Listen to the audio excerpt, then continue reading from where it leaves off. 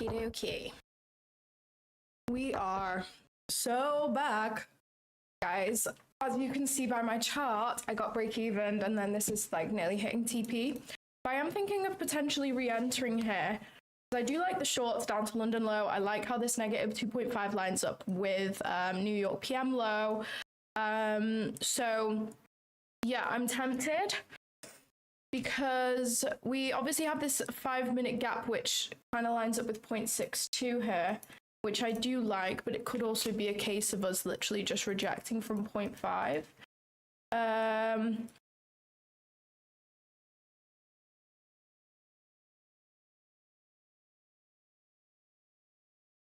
But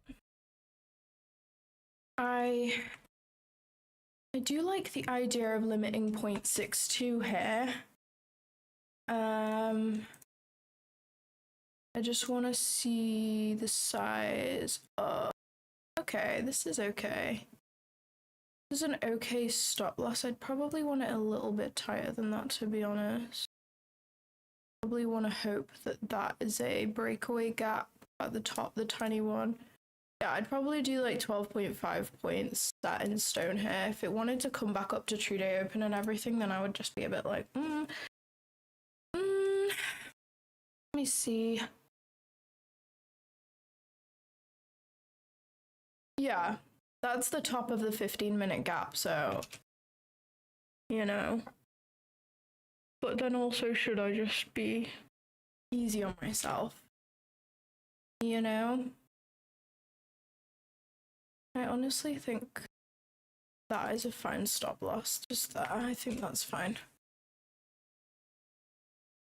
Okay, I'm probably going to set some limits here. I would not want to take the continuation shorts off here, really, because we have equal highs on ES.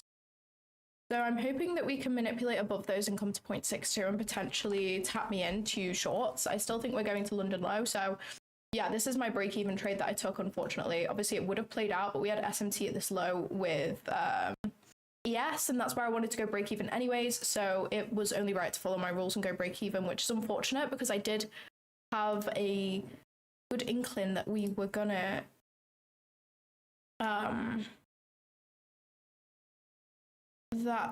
going to go there, but anyways, it's fine. Rest in peace, my girl. She got hit by a bazooka. I think we are going down to there, so I am gonna allow myself to put my stop at this high and like actually not hurt my mental health, you know. Sell limit, I'm gonna do one less contract because I did obviously take a tiny loss with that break even trade. Yeah, this is fine. Let me make sure I'm on the right account. Yeah. Okay, let's do a little sell limit there, see whether that wants to get filled. I think this is nice for shorts. We have a tiny 5-minute gap just there, so makes sense for us to want to maybe tap into that. We also have a 15-minute gap. So yeah, I like it. Let's put ES on this side of the screen so I can see what's going on with ES as well. We don't have a 15-minute gap on ES, but yeah, looks like we're going to get tapped in. So we'll see how it goes. Sorry, I literally have not been reading the chat right now. I've just been kind of locked in. And I probably will just wait until after the trade. Like, if we get tapped in, I will close the chat and then go from there. Yeah, I like that we have equal lows at London low on ES. ES is slightly more bearish. As you can see, ES is kind of in closer proximity to London low, but I will just take partials and things. Okay, we're into the trade right now. This is an A+ setup for me. Even though this setup would have played out, this continuation setup is still completely okay for me to take. Because we had this 5-minute sweep and we're retracing into OT of this 5-minute leg. So I would expect for this to play out, to be honest. We're so close to London low. We have equal lows on ES. So we'll see what it wants to do. If it wants to just come and stop me out, then I'd rather it do that right now and not take 5 million hours like yesterday. Yesterday was actually terrible. That trade was just so much stress. If you weren't on the stream yesterday, basically what happened was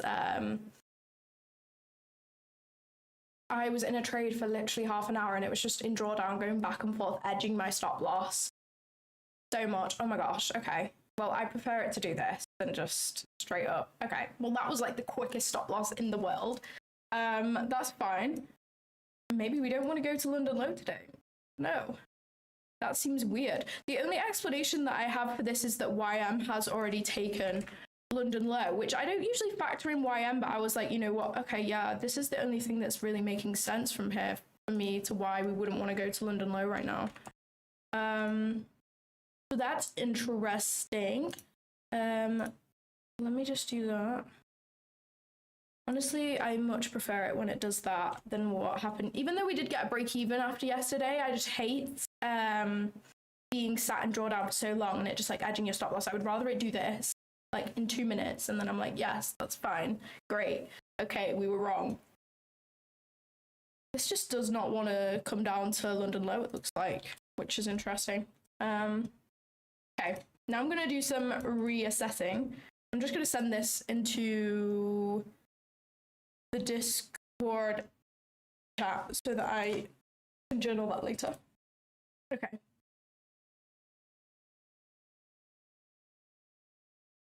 Rest in peace, my Grammy. She got hit by a bazooka.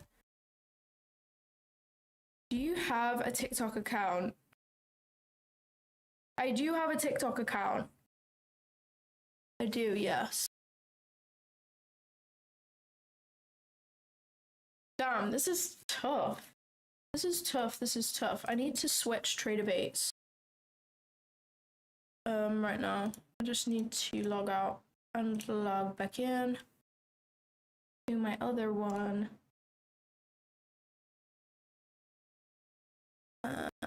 Yeah, I just need to do that real quick.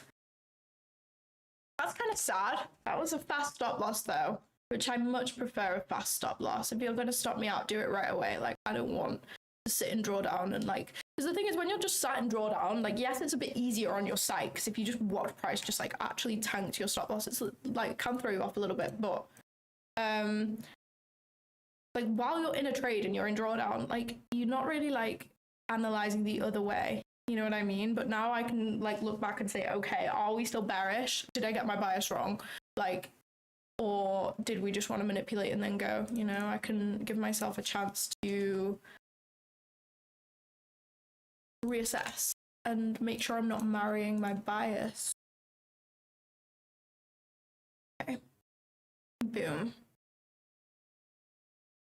Okay, logged in with that one. This is the one that I want to be on. Yeah.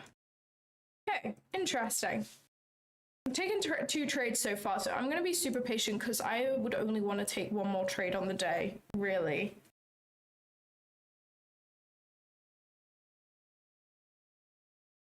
I just prefer trading pre-market these days, to be honest. Like, I'll happily trade evals during New York AM, but I just like, I'm learning off somebody who just trades pre-market, so that's just what I'm going to do.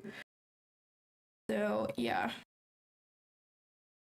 I don't get that. Why did we manipulate up? Like, that actually makes no logical sense to me. That makes no logical sense. Oh, damn. So I wouldn't have even hit full TP on this, which is sad. I probably would have taken a partial, though.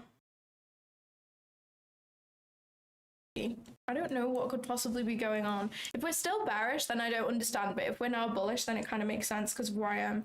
But I just didn't think that we would leave these equal lows there. At all, I really didn't.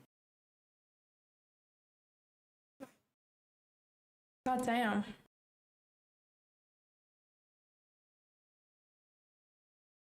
Yeah, I've found much better results in pre-market, to be honest, than New York AM session. I find New York AM session particularly hard. I think as well because I started off trading New York PM session because I was working and that was the only session that I could actually trade. I think pre-market kind of resembles the price action a little bit in New York PM, so it's like kind of what I learned on, if you like.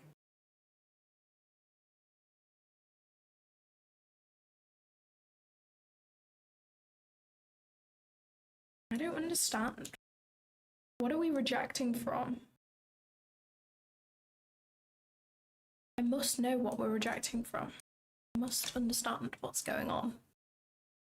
Let's see what is going on here. I'm just rejecting from -1, but that shouldn't really be the case. I don't really understand.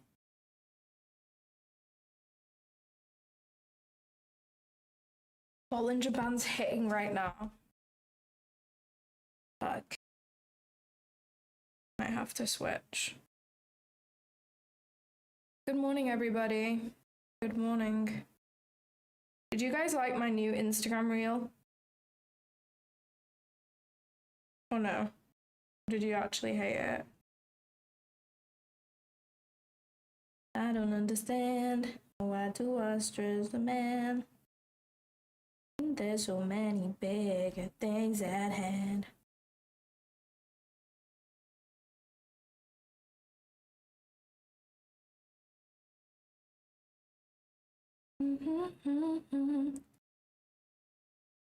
Yeah, honestly, I've struggled so much this week to find good trades. I found a good trade on Monday, which I took on an eval by accident, and that's the only like good setup I've found this week, really. I just don't understand why we reversed from there. I really would like to understand why, but I just can't. Oops, I didn't mean to do that. Sometimes when it gets like that, I feel like I want to just like take all the drawings off.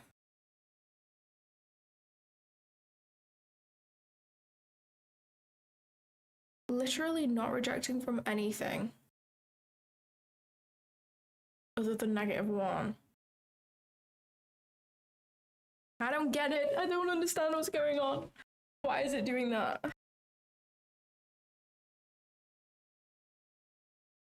The only thing I can think of is... Let me get rid of that. I think I just need to delete everything and start over. Sometimes these fibs get too much. So overwhelming. Oh, I didn't mean to delete my whole last indicator. Okay. Okay. Right, let's start again. I want to know what's going on. Oh my gosh, I need string. Bruh. There we go. Okay, I just want to delete everything. I know that this is an hourly fair value app. It'll be inversed at 8 AM. If that's inversed at 8 AM, then we're definitely going higher. I mean, I think we might be going higher anyway. That's the only explanation that I have, but I just wanted to know why. Okay, so we have this fib, which was respected to be fair and is looking to go higher. That actually does make sense. Maybe I just got my bias wrong, to be fair. It happens. It happens. I haven't found that it's happened very often recently, though, so that's kind of sad. And then we have this first leg after London session, which was imbalanced. I'd not even noticed. See, this is what happens when you marry your bias. You just don't even notice things. Okay, we got 0.62. Yeah, okay, this makes sense now. I understand what is going on. First leg after London is playing out, it looks like. Okay, that's super nice. Okay, I see. I see what's going on. Now I just want to find a fib from here, which makes sense. Oh, damn. That's so clean. That's so clean for longs. That is so clean. Oh my gosh. It just wanted to chop around for ages. I don't know why. Limiting 0.62 right there is so clean. I wish I had understood what was going on, but unfortunately I didn't. But it happens. That's actually so clean. I love that. That is so fire. Okay, whatever. You can't catch them all. Sometimes we're wrong. We could get in on the retracement. Potential. We could. We have 10 minutes until that hourly candle closes. We could potentially try and get some sort of continuation longs off 0.62 here. Potentially. Up to London high. That could be nice.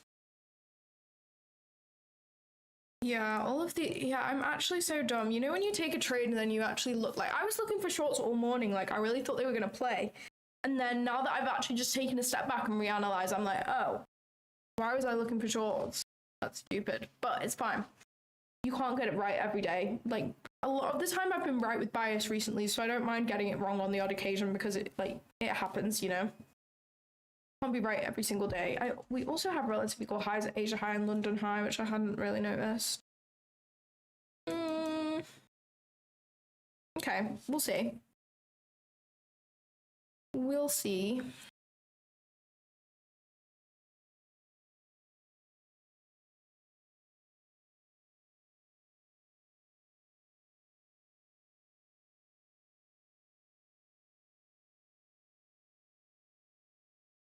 You think price has any idea where the fib levels are?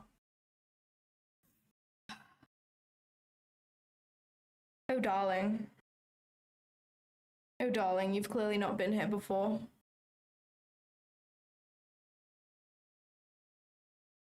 You've clearly not been here before.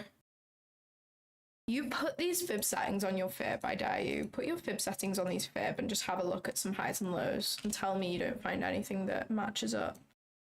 I'll fucking wait. In fact, there you go.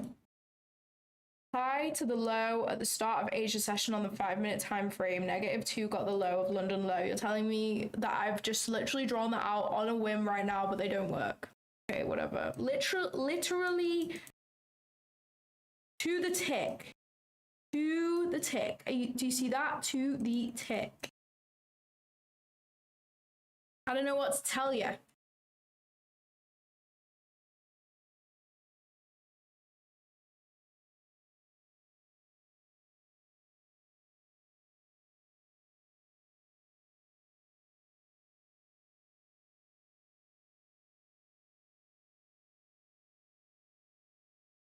Yeah, please stop with the all caps. It's aggressive.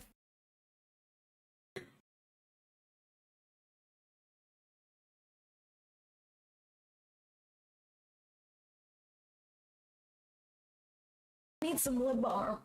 I don't understand.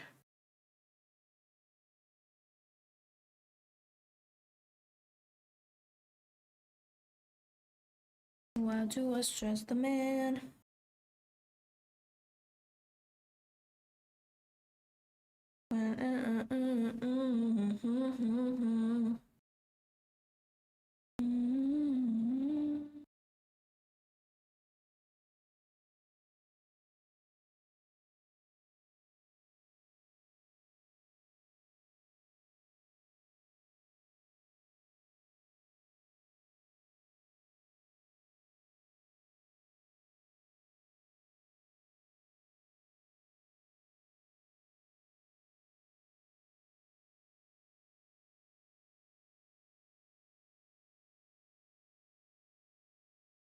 This is inevitable withdrawal.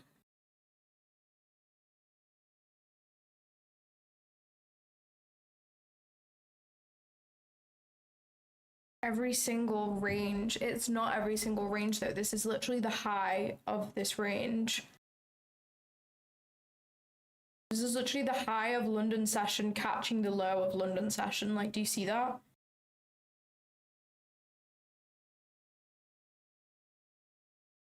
Look, the way I view it is on social, especially if you're learning off someone from social media, it's pretty much impossible to know whether their strategy that they're using is actually profitable. Pretty much impossible, because people can get payouts pretty easily. If I was getting 5K from every course sale, I could get payouts weekly, because you have so much disposable income to buy evals and gamble evals to get a payout. And this is what 90% of people are doing on social media, right? So what I want you to realize is the only possible way to understand whether someone is profitable, and the only way that cannot be forged, is someone taking a video of their live account floating profit while they're in a trade. I could edit a broker statement. You can edit photos so easily, and you probably could edit this with AI, but I don't know. I don't know how realistic that is, right? But when you add things together, like, okay, their course is not that expensive, not expensive enough to be funding the lifestyle that they're currently living, and they're sharing like videos of their live account floating 5k in profit, and they share their bias every single day, which is correct 99% of the time, and they share fibs live, like before they've played out, and they play out pretty much every day, you start to think, okay, maybe this guy is like one of the only legit ones, you know?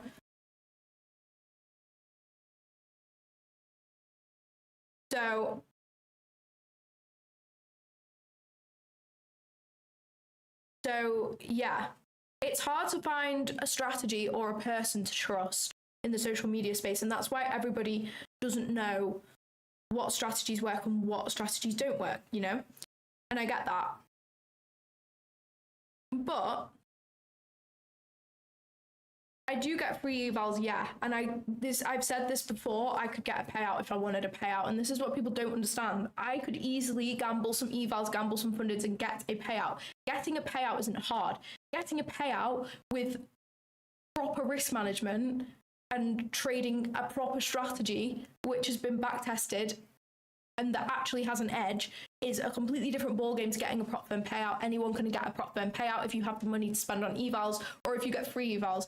I could get a payout if I wanted a payout. I wouldn't deserve the payout, but I could get one. This is what I'm saying.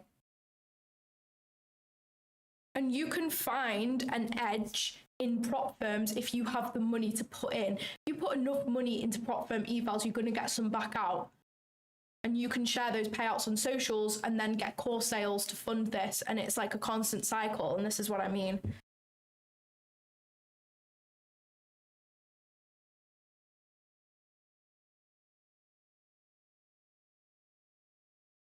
I get that people are pushing affiliate codes on streams, and I agree. Like, you can literally see my screen. I understand that. But at the end of the day, if you want to be a day trader, it's literally recommended by every experienced day trader to have other streams of income so that you are not relying on the market to fund your life. And this is why I understand why people would sell a course or push affiliate codes, you know? I get it, right? But it's when they're selling a course which isn't based on a legit strategy and is based on them gambling evals, which is when there's a problem. And this is what 99% of people are doing, because it makes good money. Like, it makes good money. If you're coming into the trading space, people are showing legit payouts. They're on leaderboards for the prop firm, you know, like, they're doing amazing. You're not going to know that they're not actually a profitable trader. They're a profitable prop firm trader. They got a live account. Like, they wouldn't be making shit.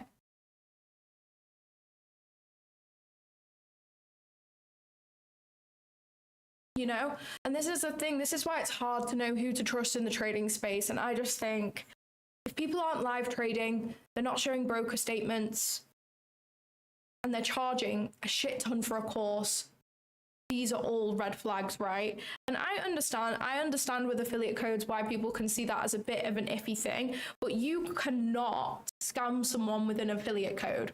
They're getting what they're paying for. They're just using their code to support them, you know? Like, if you use someone's affiliate code, it's not like you're not going to get the product. Whereas if you buy someone's course, there is a huge chance that you are not going to be profitable from spending that $5,000, you know? You're going to get the product. If you use a code at a prop firm, you're going to get the prop firm eval. You've just supported that person, you know?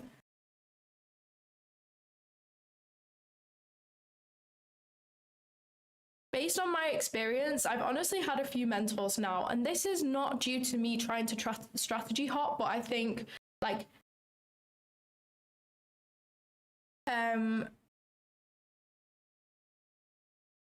sorry, what was I saying? I literally forgot what I was saying.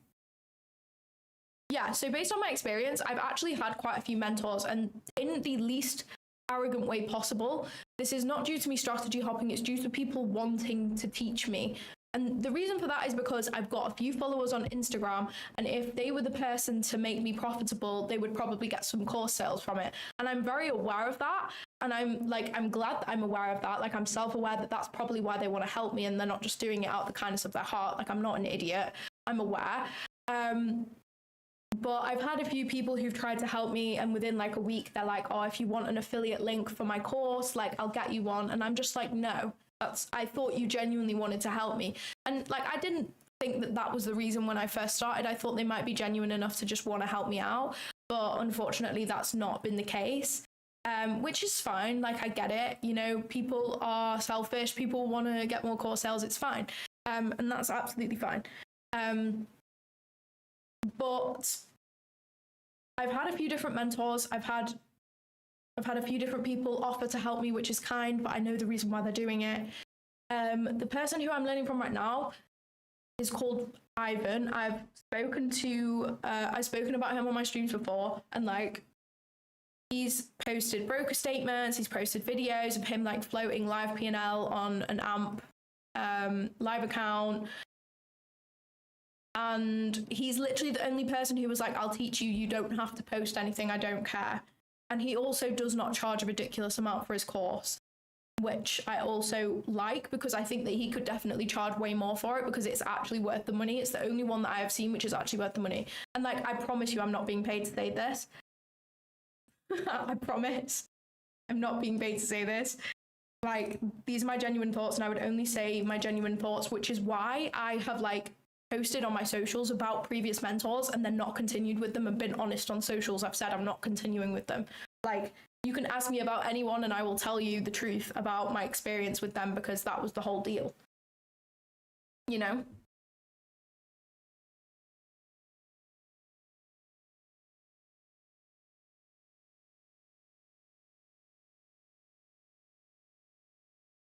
Eddie, can you please not type in caps? Like, it just makes it seem like you're like shouting. Like, when I'm reading it, you're like shouting in my head. You know what I mean?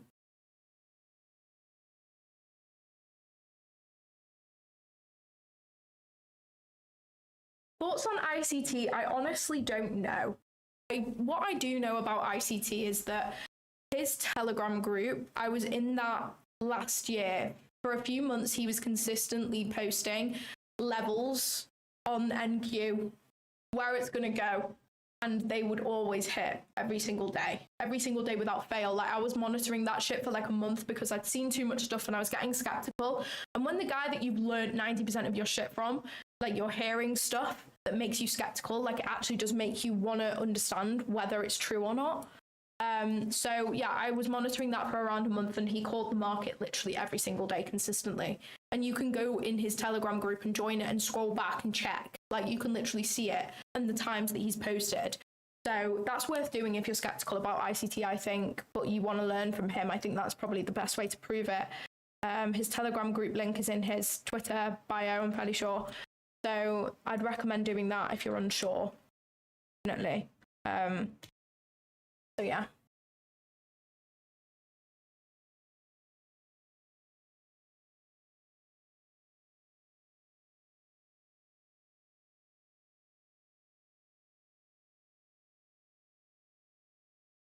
My caps lock button is stuck. Okay. How is it stuck? That's actually so funny. Hello.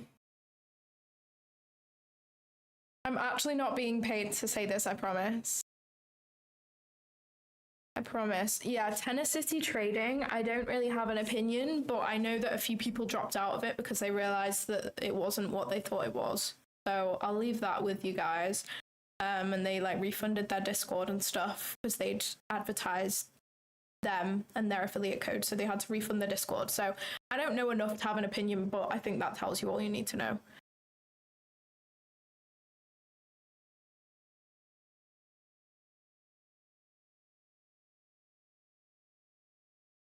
Open the Discord. Let me look.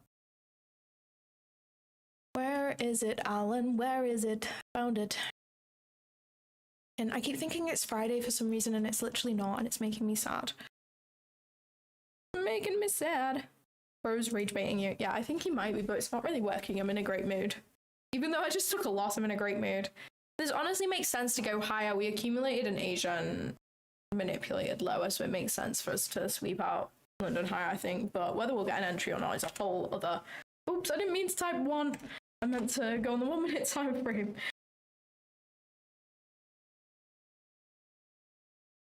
I meant to go on the 1 minute time frame.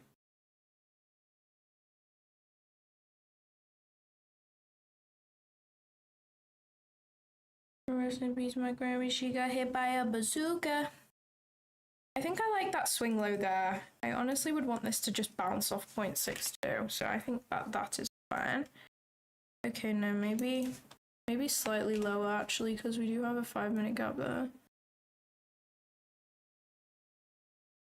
I don't even want this anymore particularly, but anyway.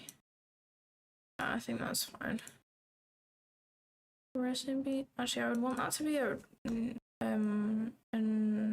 breakaway gap anyway. Who's ringing me?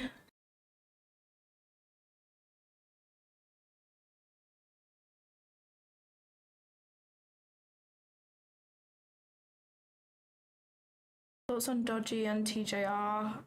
I met Dodgy but didn't really speak to him, so I don't really know. He seems nice though. TJR, I don't even have an opinion. I've never met him before. He seems like a crazy person.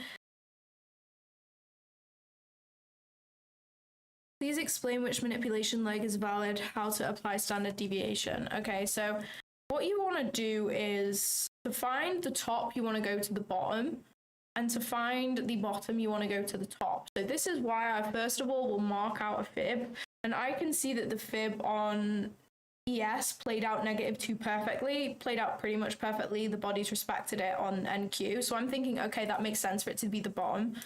So now I'm drawing out this manipulation fib, which goes from this low up to this body. You draw manipulation fibs from the present to the past, from wick body, and you draw OTE fibs from wick to wick, from present to future. So that's how I draw them out.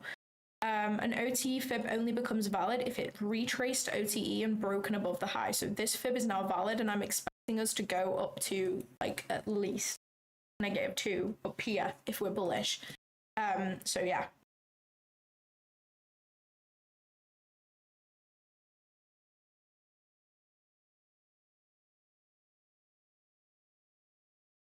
I trade pre-market open because that is what Ivan trades. So I am just taking what he does and literally running with it because he seems to be making shit tons of money. So how do you distinguish between a retracement and a reversal? Okay, so I basically determine what's going on in the chart based on fibs. So if we have not traded up to -2 of an OTE fib, which has been respected, I am expecting us to go up there. So if we retrace now, I'm expecting it to be a retracement and not a reversal because we haven't hit -2 yet. The giveaway is tomorrow. Dodgy's the goat. He said Hannah Trades is pretty before. No freaking way. When did he say that? That's so funny. I'm going to tell her. Maybe we can get them together. Should we do that? Should we make it happen?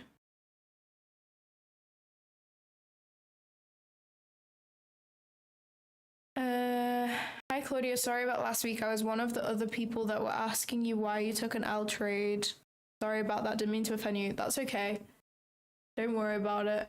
I wasn't I wasn't offended because I get that anytime I take a loss. In fact, I don't think I actually had anyone say anything about my loss today. Maybe I've scared you all last week. But yeah, I usually get that when I take a loss, so it's literally expected. But I think because I was on a losing streak anyway, and yeah, when you just have stuff going on in your life, so if smaller things happen that usually wouldn't affect you, they affect you a lot more if you're in that emotional state. I definitely was in that last week, so I could feel the comments getting to me, so I was like, right, I need to shut off the stream because if anything is affecting my trading, I want to get rid of it because trading is my priority always. Whether I have 5 subscribers or 5 million subscribers, trading is always my priority for sure. I want to get some continuation longs, but it doesn't look like it's going to happen, not going to lie. But we could catch the shorts afterwards. This looks like a seek and destroy day from what I can see, so if it doesn't want to come back to 0.62, then it's fine.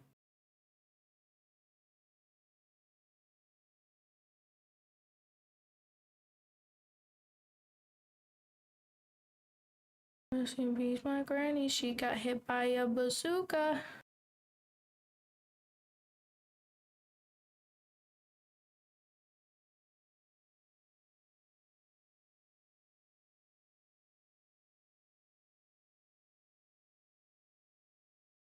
Why don't you trade US 30? I don't know. I just trade like what I learned on, I guess. I'm just used to NQ and ES now, so it just makes sense for me to trade them, I guess.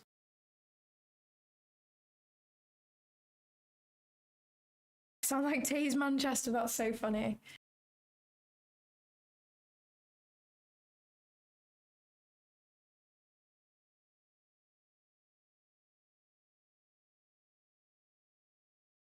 Where am I living at the moment? I still live with my parents, and no, I do not sleep here, guys. It's literally 1:10 right now, PM. That's so funny. Do I sleep here? Of course I don't sleep here. There is no shower or anything here.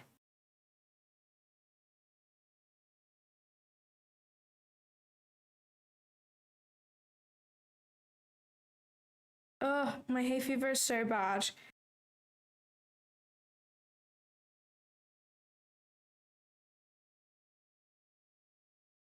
I keep getting so many freaking DMs about broker deals at the moment. Like, they're just out in full force, and I'm just like, leave me alone, please. I don't want a broker deal, I can assure you. I really don't. Okay, let me watch my bias video from Ivan Trades.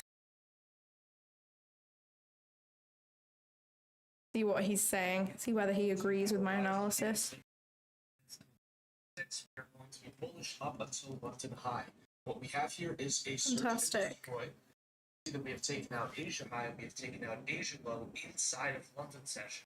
Currently, we are going up for London high. After we take out London high, I would like to see us reject and go down to London low.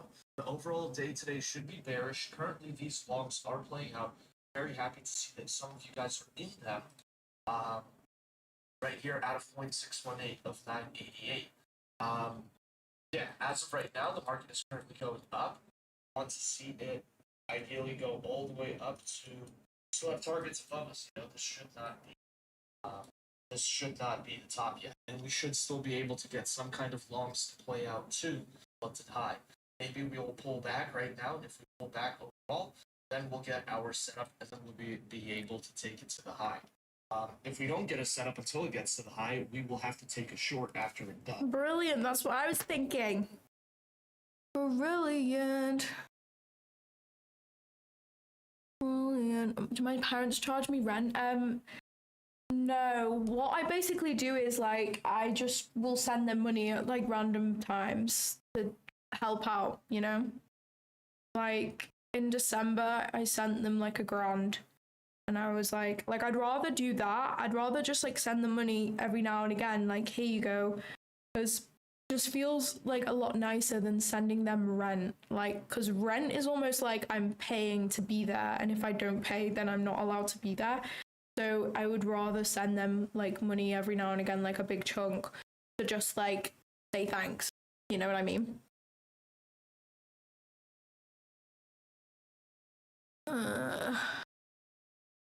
Yes, this is an office. You trade any other session? I don't trade any other session. I'm trying to just stick to one session. On the odd occasion, I will trade London session if I can't trade pre-market for some reason. But other than that, I will just trade pre-market, and I'll trade New York AM as well. But at the moment, I'm just sticking to evals during New York AM because I'm struggling a lot to find good setups there. So I'd rather just, if I see one, take them on an eval and use all of my funded trades for the day during pre-market. So yeah. Is there a cap on the level of trader you can become, or do you believe you will always get better? I guess it depends. I think you could always get better at trading. Like, you can obviously always make more money and increase your win rate, I guess. But I guess it depends how far you want to go with it, because some people just want to find consistency and then show up every day for an hour and just do it and walk away from the charts. But I guess you want to consistently make more money and scale and keep going, then I think it's endless. Like, you can have endless amounts of money in a live account, so therefore make endless amounts more money the more money you have in the live account. So we got 8:30 news. Yeah, I did know that. Let me see what it is. It is core PCE price index and final GDP. Interesting. And then we have CPI tomorrow, which is going to be crazy. I kind of like trading post CPI though. Can be kind of clean. So yeah. We'll see what the 8:30 news brings. The 8:30 news honestly might bring us down to where I want to enter, which would be fantastic.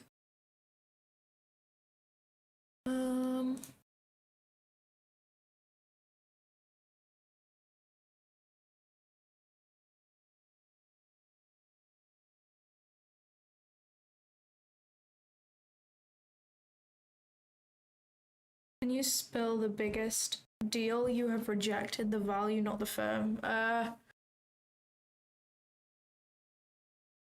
Honestly, I don't know off the top of my head. If you have any amount of followers and you're in the trading space, you get ridiculous offers from like gambling things and brokers, which like I would just never take. Because like I don't even use a broker myself. Why am I flipping advertising a broker when I don't even use one? Like that's just stupid. And also gambling sites, like I don't gamble.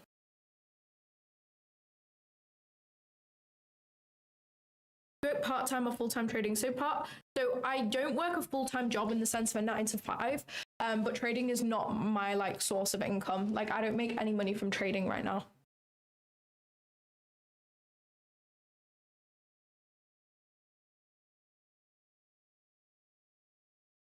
Nothing at all wrong living with parents. That is what a parent should do for their children, in my opinion. Yeah, I agree with that. I think especially because the housing market is so different to what it was when my parents were younger. Like so different. The proportions are just crazy to like the average salary in comparison to how much you need to buy a house. Is crazy. It's a lot harder to get on the property ladder for sure, and that's why a lot of people are getting stuck in like the renting loop, which there's nothing wrong with renting, but it's just not personally the route I want to go down. I want to own property before I would ever consider renting anywhere. I want to rent eventually, but still own properties, you know? I was talking about this a lot yesterday, so I won't waffle on about property, but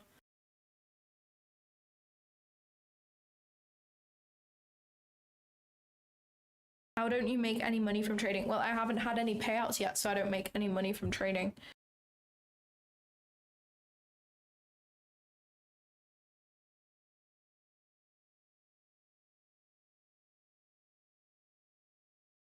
You're clearly new here if you don't know that I don't make money from trading. How don't you make it? You trade so well. So I've come close to a payout. So what you guys don't know is that my trading over the past like month or so when I've been streaming is so much different to what it was in January and December, in February as well. Like I had no real strategy. I had no real way of knowing the bias or where we're going. I literally didn't know what I was doing until I started learning from Ivan. I'm going to be honest. I literally had no idea what I was doing. And I thought I did at the time, but I didn't. I was just trading some random like inversion fair value gap SMT model, which I just could not make work because I didn't know where price was going, to be honest. If you know where price is going, any entry model can work. You just have to find one which you like the best.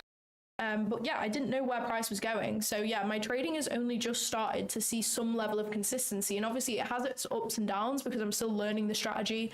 I'm still analyzing my losses and learning from them, which like I'll get more consistent over time, but you have to trade a strategy for a certain amount of time to see consistency because you have to learn the ins and outs of it. Especially with a discretionary model. With a mechanical model, it's not as bad, but with a more discretionary model, you have to learn from the mistakes that you make along the way. So that's why it takes time. But yeah, I'm starting to see consistency. I've come one win away from a payout like 3 times now on this funded account. So I'm sure we'll get there at some point, but I think being a higher risk to reward trader as well, on when you're trading with prop firms, it's a little harder to get a payout on certain accounts because certain accounts have consistency rules. So I have I've got all the winning days on my funded account. I just haven't met the consistency rule because my trades are higher risk to reward.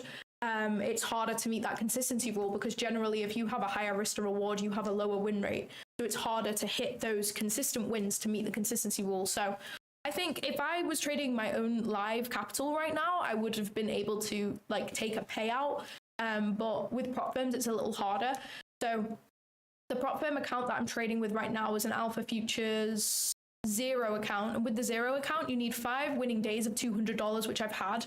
But you also need to hit the consistency rule. So your overall profits on the account, so your biggest winning day can't be more than 40% of your overall profits on your account. And because I trade high risk to reward, sometimes like it's been that 90% of my profits have been from one trade. So that's why it's harder to meet those consistency rules. So I'm just going to trade these accounts right now until I either get a payout or blow them. But if it comes to the point where I blow them, I'm going to invest in some, they are more expensive, but the prop firm accounts with no consistency rule, I think I would personally find easier to get a payout just because I trade high risk to reward.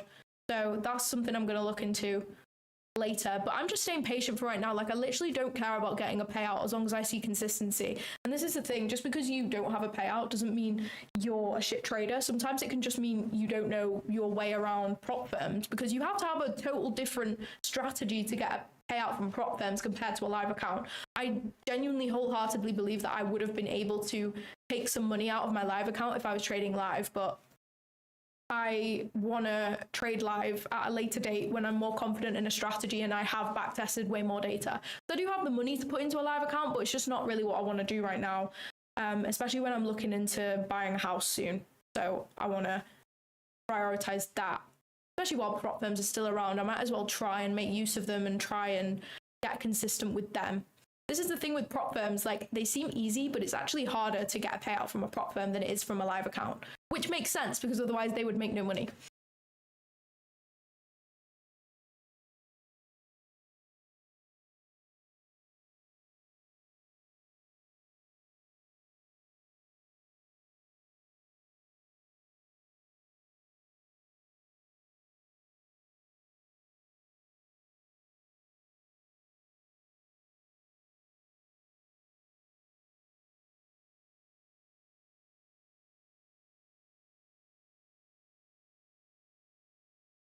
I don't see the point in sticking to paper trading, really, when there's a chance of making money on prop firm accounts and they're so cheap.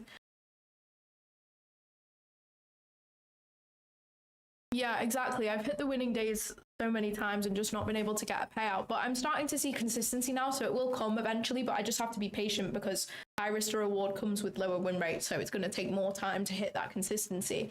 Yes, the payout will be bigger than if I was trading low risk to reward, but yeah. If I get a payout on this account, it will be when I hit, I don't know, for the zero account. I'm copy trading a zero account and a standard account right now. So if I hit the consistency on the standard account, then I will be able to take a 2.5k payout. And with the 70% profit split you have with Alpha on your first payout, I don't even know what that is, like maybe 1.4k, something like that in dollars, which will be like just over 1,000 in GBP, which is not a bad first payout at all. So I'm staying patient for maybe a bigger like first payout. For a first payout, like I'd be happy with $400, but just the way the consistency works, I need to make 2.5k, so I will take the whole lot out.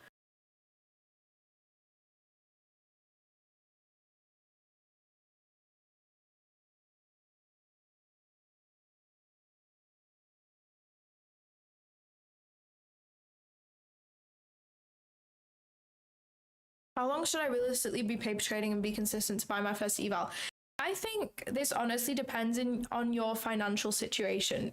I think if you're doing fine for finances and buying a prop firm eval literally won't even scrape the sides, I think that you should take your first one as soon as possible. And the reason I say that is you face things which you can't face in paper trading as soon as some sort of money gets on the table. And the reason for that is even if $50 for like a top step account or an alpha account or whatever, even if that means nothing to you, you will still have emotions involved. And this is due to ego. You don't want to fail that account on your first time when you think that you've made it. You know, you don't want to fail that. So you have all sorts of emotions come into play, which you don't have on paper trading.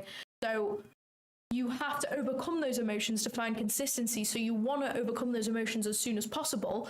But if you go into your first eval too fast, where you don't have enough money saved, so you losing that $50 means a lot, then you should wait and you should save and you should work until you have enough money to where you can buy loads of prop firm evals and they literally won't matter to you. That's what I think.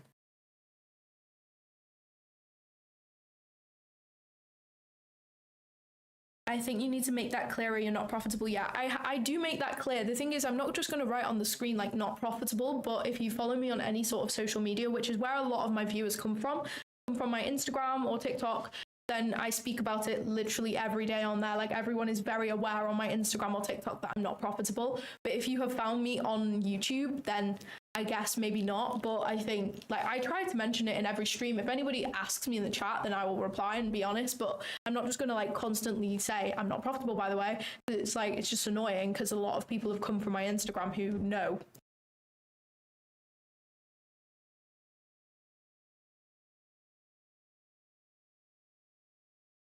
Yeah, the 70% split is tough. It goes up after like 2 payouts to 80 and then it goes up to 90. So yeah. Hey.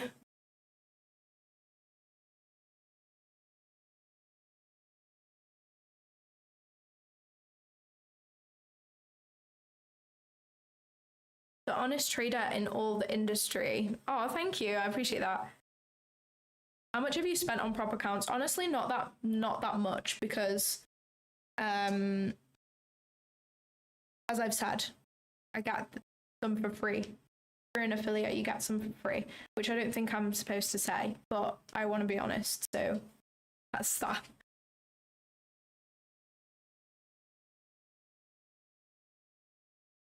But I've bought some other ones. I've not spent that much. I would probably say like under $500 for sure. Probably not even $400. In fact, I'd probably say like maybe $200, $250, I would say.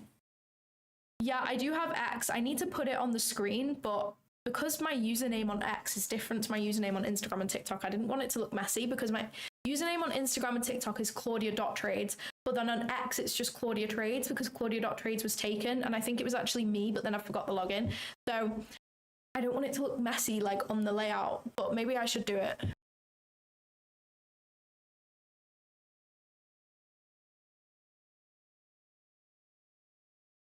My office per month is like, so in the UK we have business rates. I don't know whether you guys have that around the world, but we have business rates, and I'm basically meant to get small business rates relief, because if the property that you're renting is under a certain threshold, like is worth under a certain threshold, and it's your only property that you have as part of your business, then you can get small business rates relief, but they haven't done that for me. So I've literally just had to pay £900 business rates when I'm meant to have those relieved. So I need to sort that out. But if we don't include the small business rates relief, if we don't include the business rates, because I am meant to not have to pay those, then I think it's around £260 a month. It's super cheap. It's literally just a small room though. So yeah.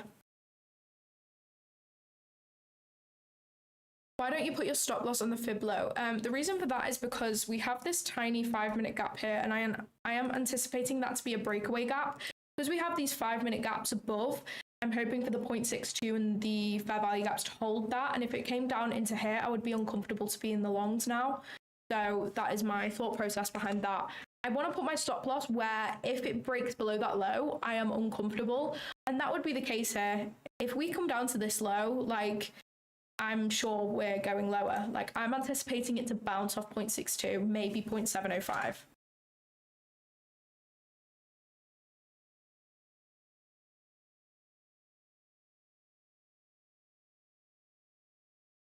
Nope, I'm not profitable.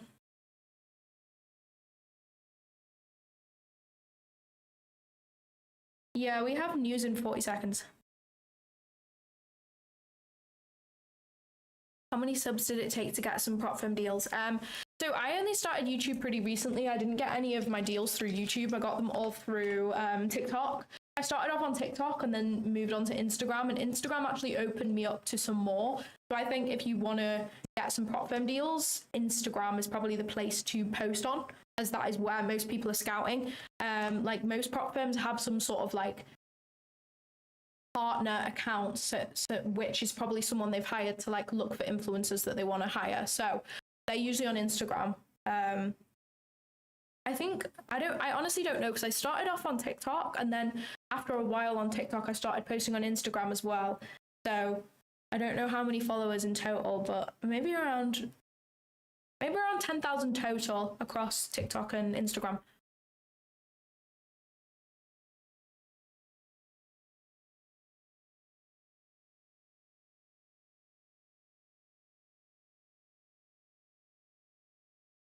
You better trades pre-market. That's so funny. If you're only 15, you have to be super careful trading with prop firms, because the thing is, if you have to be 18 to trade prop firms, if you're only 15, yes, you could technically put your dad's ID or something, which people do, but a lot of prop firms now are asking for interviews.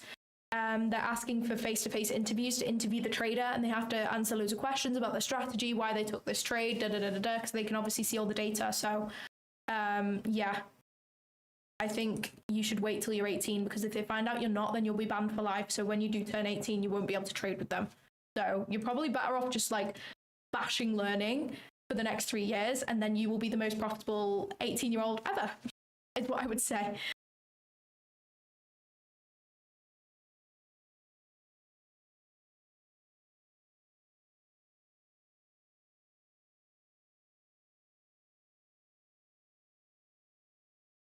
Oh, hello. Guys, we've got one of the trade syncer guys in the chat. I've got my trade syncer up and running right now across 3 funded, so we'll see. Okay, we are 2 minutes after news, so I could technically set my limits. Oh, I did not mean to do that. Okay, yeah, I am going to set my limits, I think, for this 0.62. I do like this. I think this could play. Do that. My stop loss at that gap. Nice. Okay, we're 2 minutes after news, so I can enter a trade. I'd like us to leave the data high open. That would be unreal. Do that. Okay. Cool. Let's put ES on this side so we can monitor that.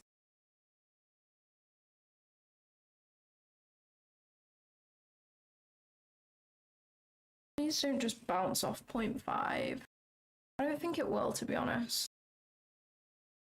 I don't think it's not going to come into this gap that we have, this 5 minute. Although ES did come into the 5 minute. But I wouldn't want to chase these longs if we don't come down to 0.62. I think I'd prefer to wait for the shorts, to be honest. Get rid of this now.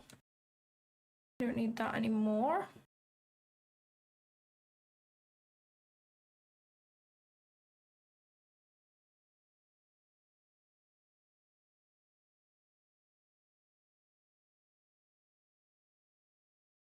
It's the one that you sent me. That is the logo that you sent me.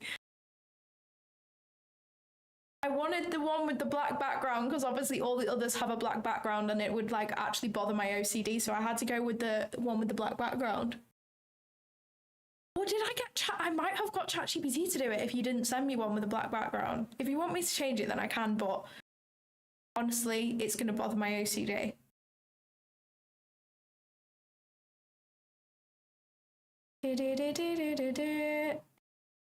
So many people are saying, how are you not profitable? Guys, I want you to know that it's hard to be a profitable trader. The amount of people you will see on socials who you think are profitable, but they're actually not, is unreal. I want to be actually profitable by trading with proper risk management and being consistent and finding a strategy that I can actually trade. I don't want to be profitable through over leveraging and over risking and then finally getting a payout. That's not what I want to do, which is why it takes time. Like, it does take time. That's impossible. Let me fix it. I know. I'm going to get fired from TradeSync for my rubbish logo that I think it looks fine. Yeah, I use OTE. I try to pair OTE with higher time frame gaps.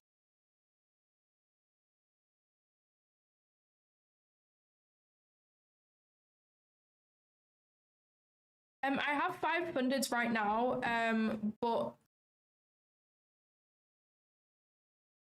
yeah, so I have 5 fundeds. Or do I have 6? No, I do have 6, but one of them I can't access because it's on Alpha Trader, which isn't out yet. So I have 6 fundeds, and I trade them in 2 rotations. So yeah. So now that I've taken a loss on my first rotation before, I'll switch to the other rotation. And I just have these copy traded in TradeSync, so I have 2 different groups. So yeah. Back Slack. Okay. Do you want me to change it right now? I don't think I'll be able to do that right now because my layout is in Canva, but I can change it after the stream.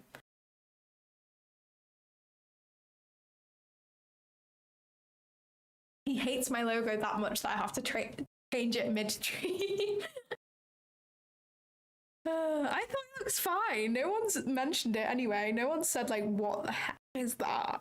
Is that logo? Do.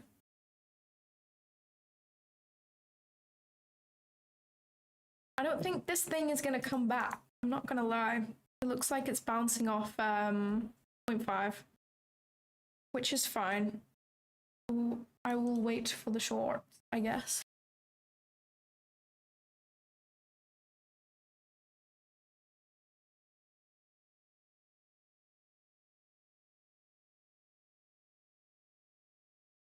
Yeah, that news honestly didn't really do anything. I mean, it kind of did. It made a wick. Getting dropped by TradeSync. Okay. That's so funny. Why did no one tell me that it was bad? You guys are meant to be on my side.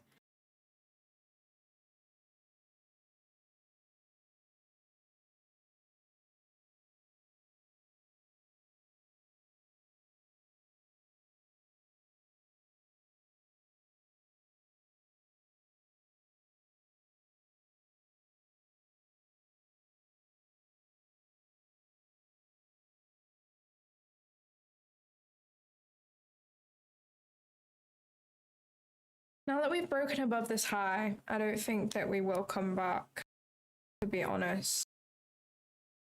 But the Nasdaq may surprise me because it's been surprising me a lot. I'm not gonna lie.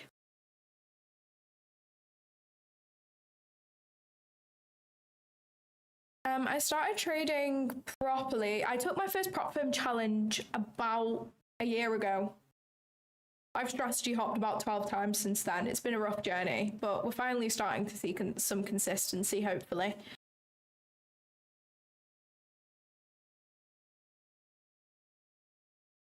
I would never have known it wasn't the real thing. See? How can you uphold 6 fundeds if you're consistently unprofitable? Because I just don't have bad risk management, I guess. Like, my average risk to reward is probably about 3, so I can take 3 losses and then recover it in 1 trade. But sometimes I have higher risk reward than that. Like, my biggest trade on these fundeds has been 4R. So I can take 4 losses and then recover it.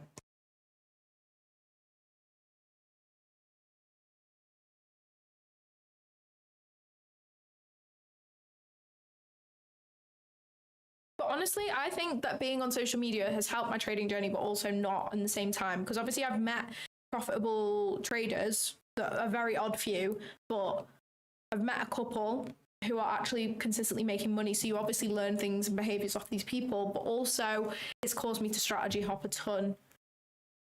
Because I literally had too many people, like this sounds so ridiculous and arrogant, but I literally had too many people offering to help me. So it made me like get, what's that phrase? Gold, shiny object syndrome. It made me get that. Like every new person who was reaching out, a new strategy, I was like, oh, this will be the one to make me profitable. No, not how it works.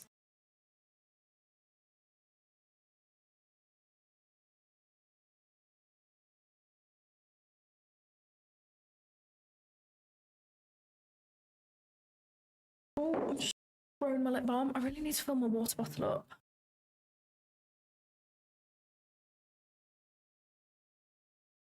This is getting a bit too close to 9:30 for my liking. I'm just going to delete my limits while I go and fill my water bottle up because I talk too much and my mouth is so dry.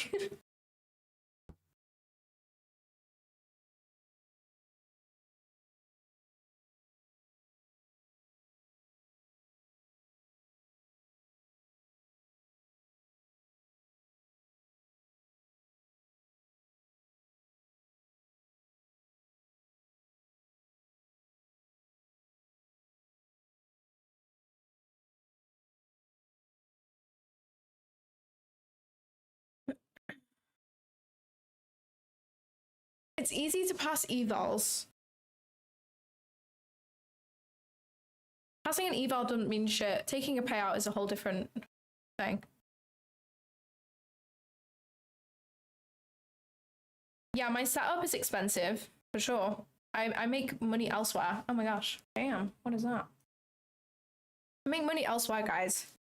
I've said this a few times on my YouTube. You could go watch my video. It's called... Okay, that's London High taken on here. On NQ even. It's called I Quit My Job While Being an Unprofitable Trader or something along those lines. It's like my video with the most views. I basically talk about all my other income streams in there if you're interested.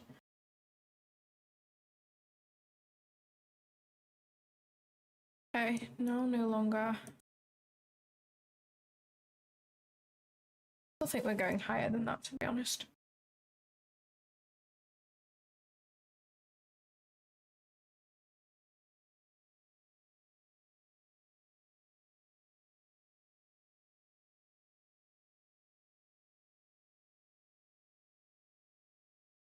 Is this Trump or what? 225. I mean, it was only like 40 handles, but still. Yeah, so basically, guys, I do have an expensive setup. Like, I have an expensive PC, but I've always wanted a PC anyway. Like, that's just what I've always wanted. I literally got all of the parts off, like, for Christmas. Or was it my 21st? But no, it was my 21st birthday. My nan, bless her, she gave me $1,000 for my 21st birthday, so I literally bought all my PC parts with that. I've had one of these monitors for literally ages. I bought this other monitor like as a business expense. Like my whole office is technically a business expense and a tax write-off. So, you know, obviously it still costs money. You still have to have money to pay for that. But yeah, I do have other income streams and that's how I paid for this. I haven't paid for any of this with trading profits. Hello, Claudia. First time here. Your stream popped up on my suggested lives. Well, thank you for being here. Welcome. I don't know what's going on. I want to wait for the shorts now, I think. Yeah, it's such a great present. Well, she didn't like buy me the parts. She gave me $1,000 and I bought the parts with the $1,000 for my 21st birthday. She's the goat.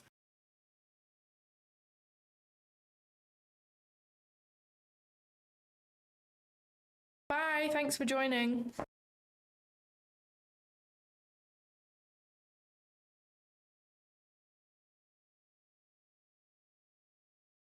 And guys, I'm not gonna lie, I've literally worked since I was like 14 years old. Like, I have always had a job. And I worked a full-time job in engineering while living at home. Like, I made good money and pretty much saved all of it.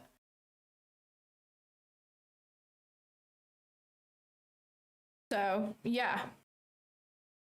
I think everybody sees traders on social media and thinks like, I don't know, if you're unprofitable, you can't have money. But it's like, no, I'm actually smart in other areas. I just haven't made it in trading yet.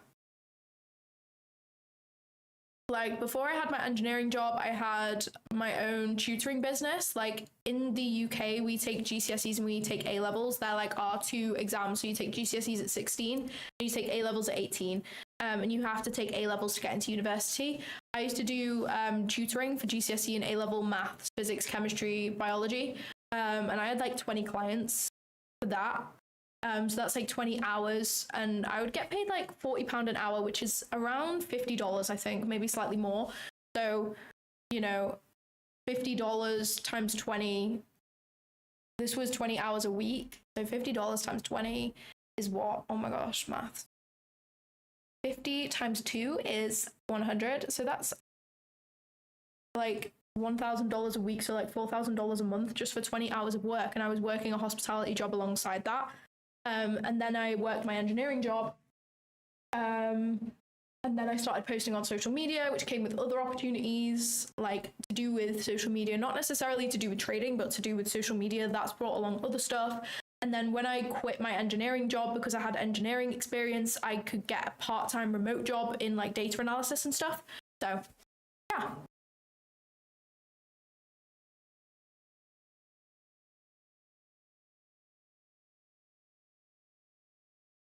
Yeah, I like Tradesy. I've only used it once, but I liked what I saw, to be fair. Had no issues with it. Going back to the house thing, do you have a LISA, the 25% government interest account? I don't. I'm going to put some money in now, but I'd maxed out my ISA last year, so I couldn't put any in.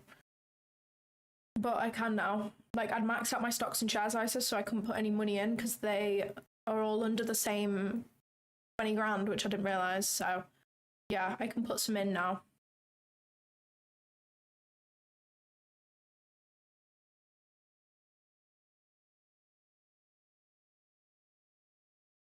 I think we're still going higher. I think the shorts may play out in New York AM session.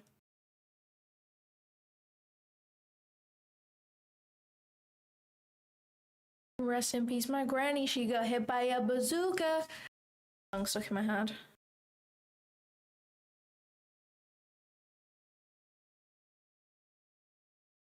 Yeah, I have money box, so I'm gonna put some money into it now that I have my ISA allowance reset.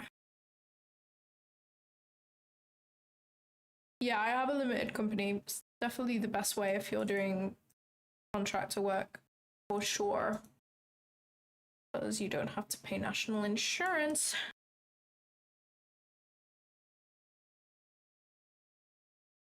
Yeah, I am waiting for the short.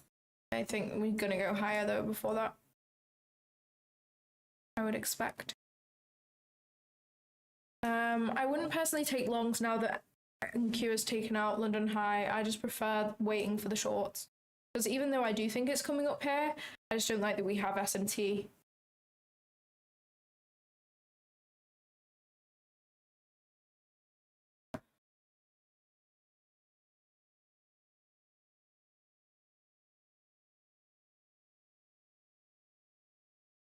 Oh, wait. Maybe this is the high. I am. It could be.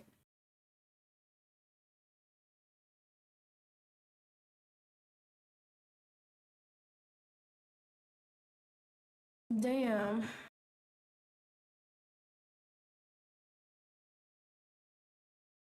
Interesting. I don't trust it though.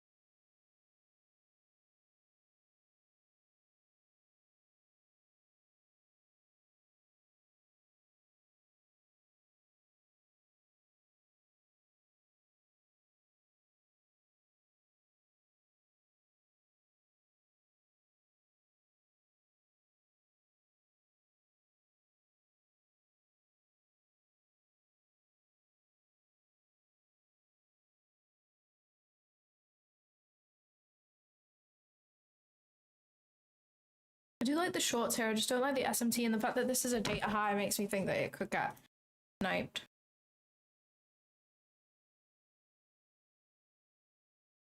So I'd want to wait for a more higher time frame play if I was going to short. I think that's the only reasonable option here. But I think shorts could play out. I didn't realize we had this 2.5 here off this 1 minute. So that's interesting. We have this 1 and this negative 2.5 as well. These will all line up pretty nicely. So shorts could play here. Just don't like the SMT, but ES is reacting from true day open and this 2.5 here. So we have potential, but this -4 lining up above these relative equal highs at Asia high and London high on ES. I think they're surely going to be a magnet on price.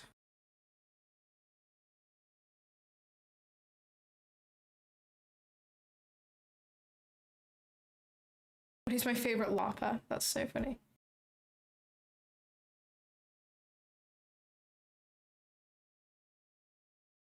I'm an OG Claudia fan. You still listen to Playboy Carti? I do sometimes, yeah. I haven't really recently.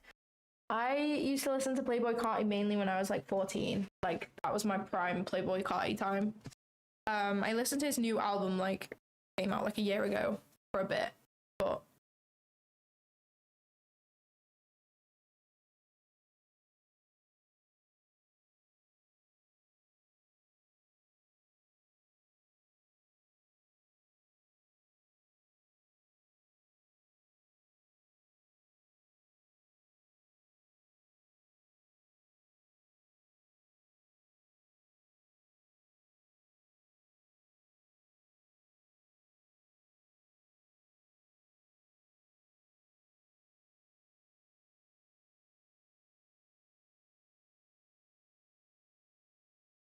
I know, I literally am.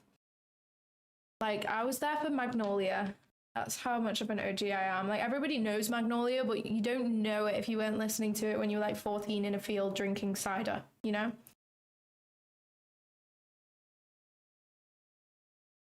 I don't look like my current thumbnail. What the hell? That's like my favorite picture of myself, so you're offending me.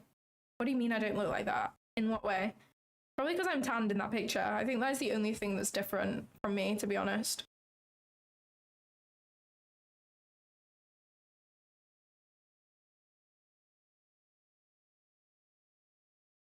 How come you're single? Do guys not ask you out?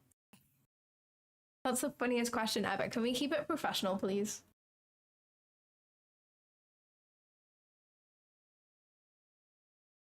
Pretty please. Pretty please.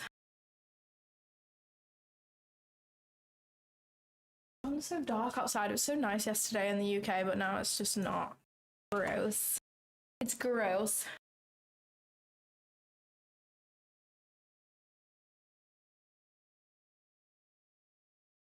.5 is actually playing. It's playing.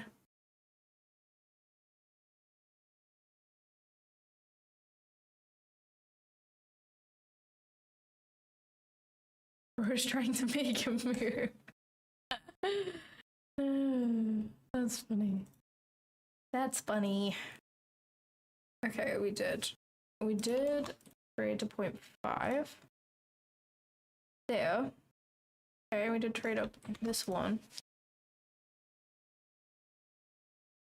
You wanna be up in the morning and have an early night.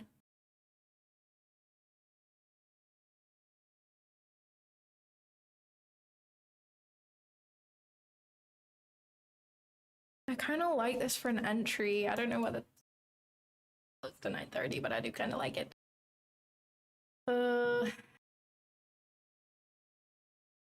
I just don't like how much. No, I don't think this is A+. I'm gonna not do that, but I think it could be nice. So we'll forward test if it breaks the slow. Morning routine. My morning routine is so strict. Do you want to hear it? I'm literally like in the military. So I wake up. It kind of depends what time I wake up, but I do wake up early, anywhere between 5:30 and 7 a.m. Depends on how productive I'm feeling.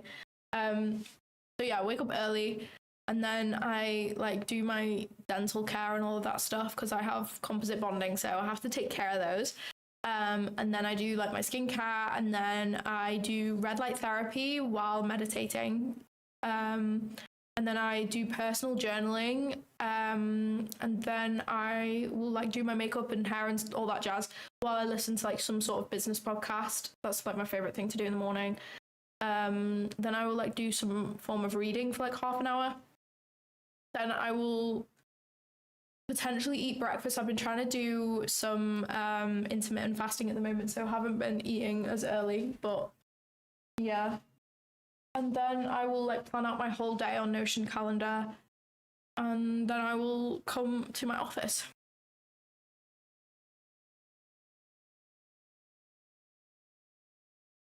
My bias is bearish, but I think we could potentially still have room to go higher before the shorts play out. So yeah, I'm just gonna wait for now.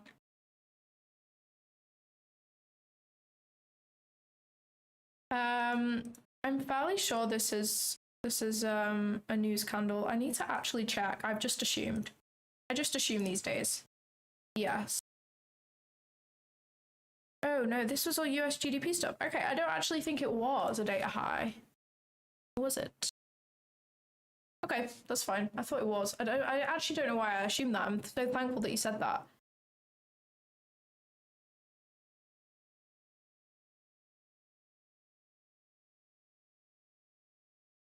Thanks, Martin. You saved me.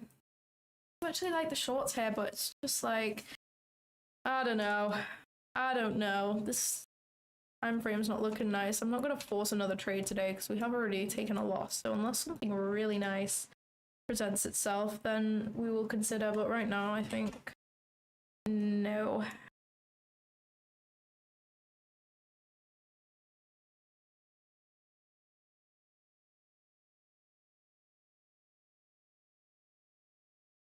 I'm looking for shorts, but I'm waiting.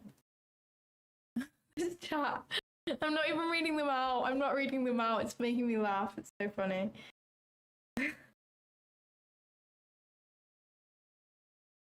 Broke bands, broke bands, broke bands.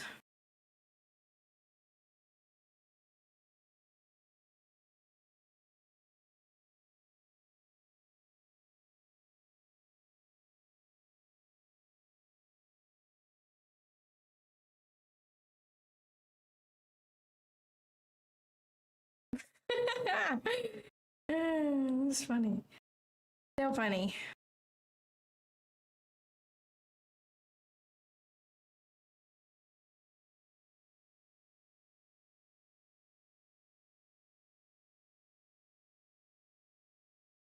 Your ego must go through the roof with some of these comments. Honestly, like, not really. I feel like girls don't really get like an ego about compliments and stuff, because girls, like, if you're a girl and you post on any type of social media, like, you just get infinite compliments forever. You know, like, it's just a constant thing that happens. Even before I was like posting trading content and stuff, I would just post like random videos on TikTok. Nothing like weird, obviously, but I would just post like random shit, and you just get random people in your DMs all the time. That's just what it is, living life as a girl. Didn't even notice. 25046. Why do I have ES on both screens? Why did no one tell me? 25046. Why? Why? I don't understand your logic. Is it an OTE level?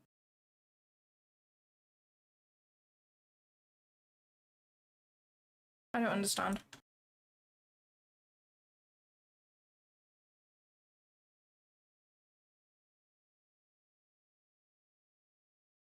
Trading keeps anyone's ego in check. Yeah, it actually does. It really does. It's so humbling.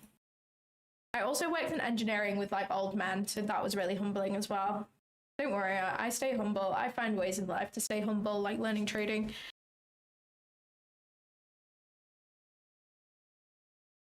Didn't even notice.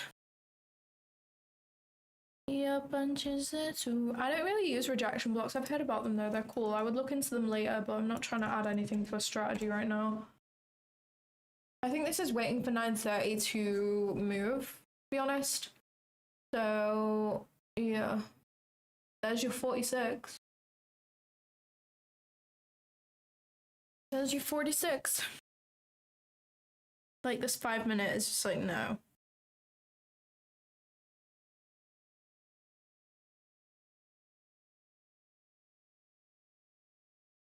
Wait, does Powell do signals?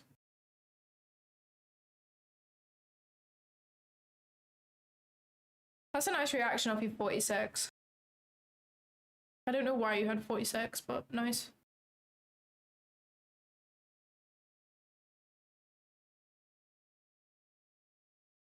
Blue bands, blue bands, blue bands. Oh, my L-theanine is spilling everywhere.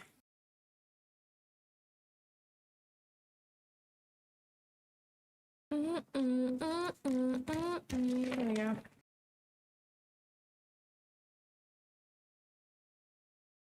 Yeah, I'd love to be in Trump's signal room. That would be so fire. I'd actually pay quite a lot of money.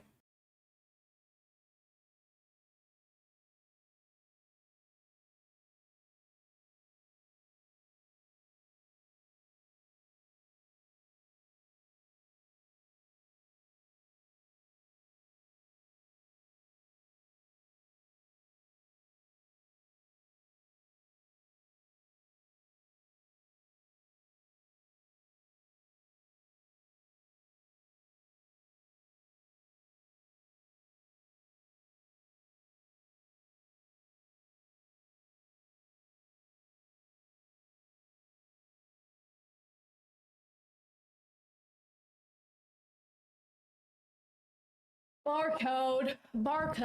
Okay, this is barcoding crazy, so I would be tempted to wait for a manipulation because that would honestly make sense for this AMD type of vibe, you know?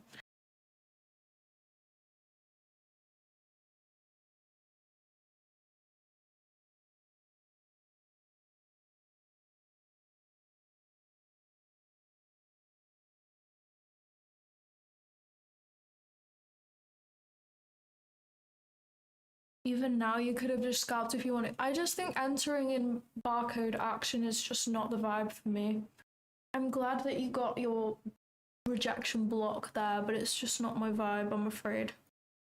It also didn't respect your rejection block, I don't think. Is this your rejection? Oh, are you talking about this? Or no?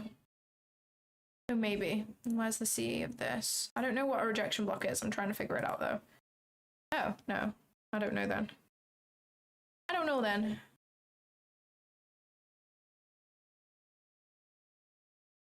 I'm not a fan of entering in this. But if that's your vibe, then that's your vibe. Blue bands, blue bands, blue bands.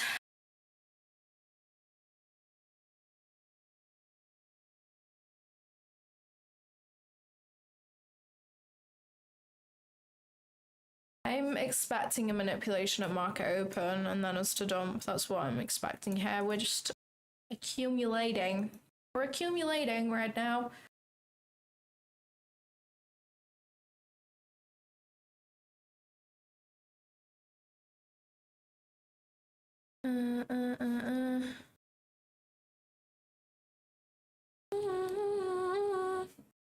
Your punch is there to roll with. You got to keep it focused. You wanna say so. Have you tried music? I need to do that. Everybody keeps reminding me to do that.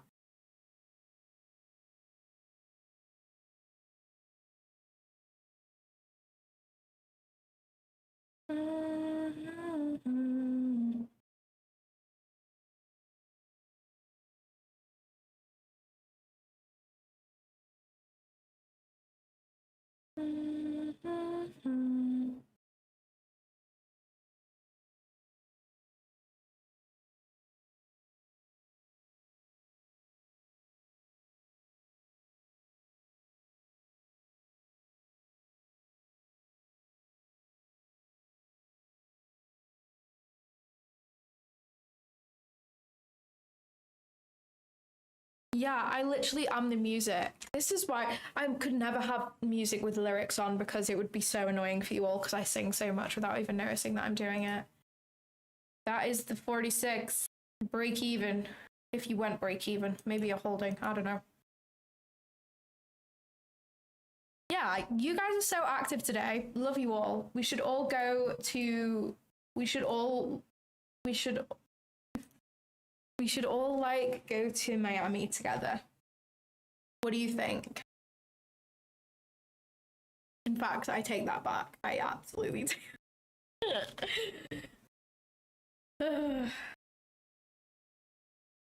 Guys, I can't go to Puerto Rico. Do you want to know how sad I am? I literally can't go.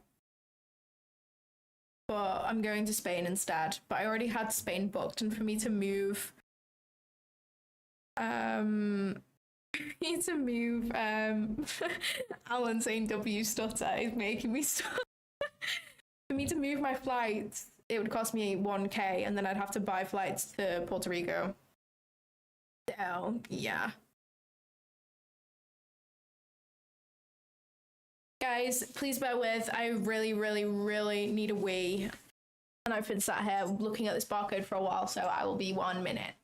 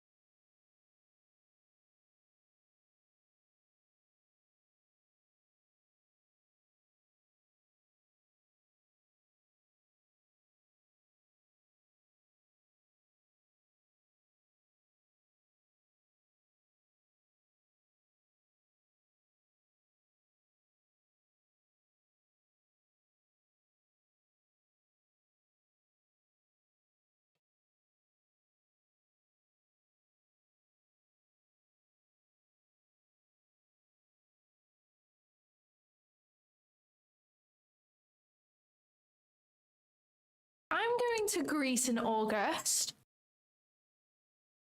So I can't go to Puerto Rico because I'm in Mallorca at the same time.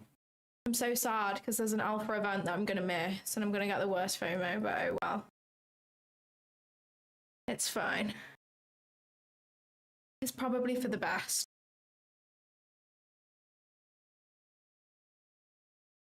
Means I will save myself like £2,000, so.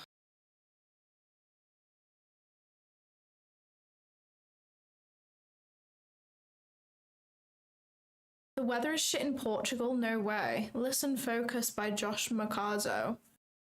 What type of music is that? You know the fast life. You know the bands. I got advances. I got some cash. Anyone here listen to Max and Luke Dean?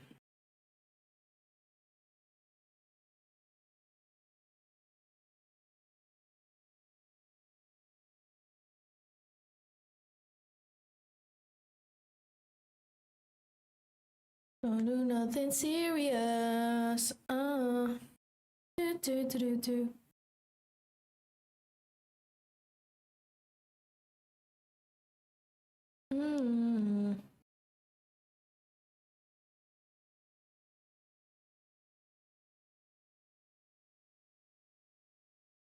I hate it when business scalers DM me. It's so annoying. It's like, no, go away.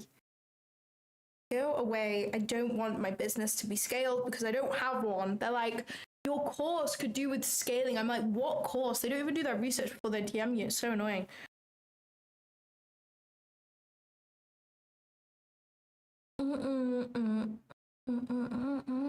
Let's connect. I'm in engineering and I trade. We're meant to be homies. Oh my god, no way. What engineering are you doing? Guys, what is this? What is this? Back and forth. Back and forth. I would like to see a manipulation higher up the open.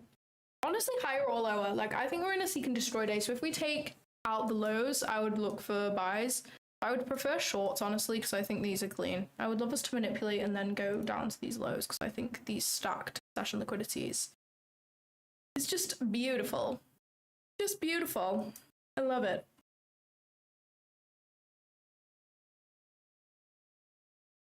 We got anything lining up here? Not really.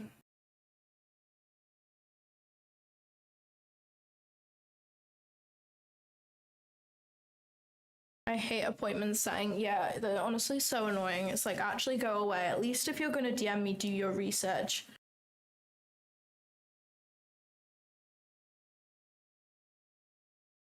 I don't have a degree in engineering, so I did 3 years in total of engineering. I did 1 year of chemical engineering and 2 years of electromechanical engineering, but I dropped out on 2 separate occasions, so I don't have a degree. But I have the equivalent experience, I guess. Because I also did 2 years of like working as an engineer, so yeah. But I did drop out. It's not for me. Like, I'll never go back. I really can't imagine myself going back. I just know that it's not my calling in life. Like, I liked it, don't get me wrong, but I think my strengths are in other areas.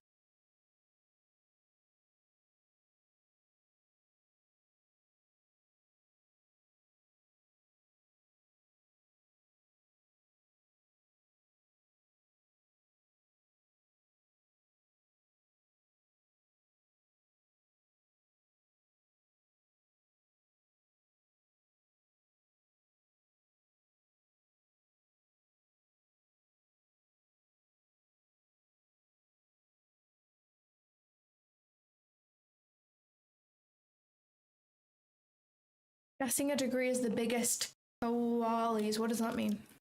My throat is actually killing me. I have such bad hay fever. My hay fever tablets just aren't doing anything. They're really not doing anything whatsoever.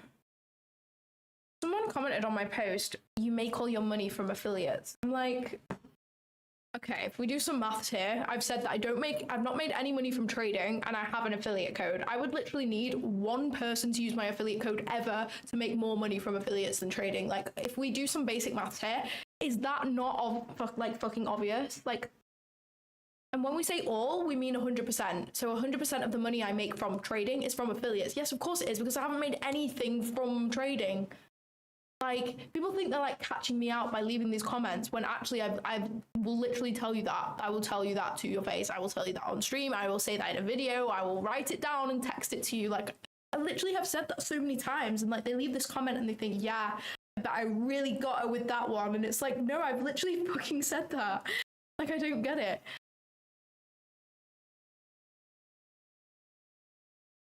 Oh my gosh, that's cool. What is your business, Kyle? I'm interested.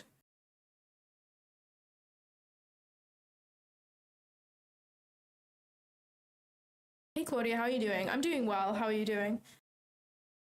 I'm doing well. I took a loss, but I'm still doing well. Don't let the haters win. No, honestly, sometimes I just get passionate about ranting, but honestly, like, those comments make me laugh. And that's not me coping. Like, they actually do make me laugh because I'm literally honest about that. Like, everybody knows that. But they obviously haven't checked out my page enough. And they think they've caught me out. But it's like, baby girl, I've literally told you that. Swimming pool service tech. Wow, that's cool. That's interesting. How does one get into swimming pool servicing? There's so many jobs out there that you just like wouldn't even think exist, but it makes sense that they exist. Like, someone has to service the swimming pools, but it has never crossed my mind that there would be someone with that as a business. You know what I mean? You're doing very well, Claudia. Just keep going. Thank you so much. I appreciate that. Everybody's so nice on stream today. I think we should just have everybody on stream who's on today on all the time, and then we should lock everyone else out and not let anybody else in. I make like 3.5k to 4k a month gross income. Wow, that's amazing. Congrats. That is amazing. Honestly, W chat today. Oh. I fixed the motors, replaced pumps, filters. Wow, that's so cool. Love that for you. Oh my gosh, help. Hay fever is actually killing me.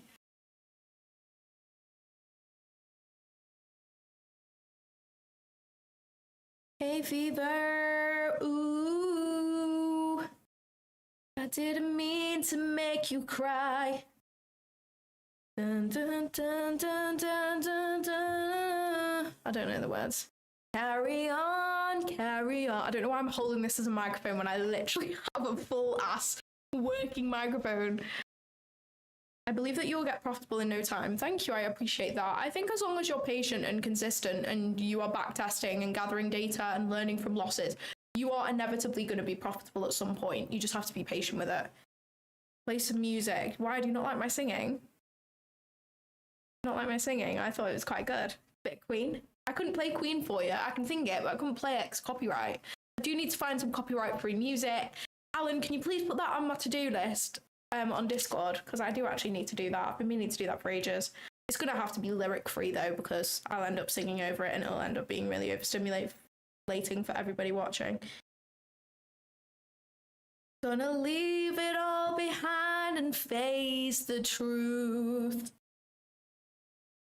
Nasdaq, ooh.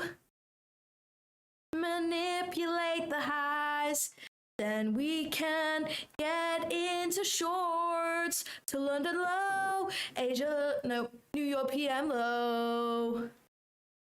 And then we'll take a payout. That was quite good, I think. I think that was really good. I'm clipping that shit. That was really good.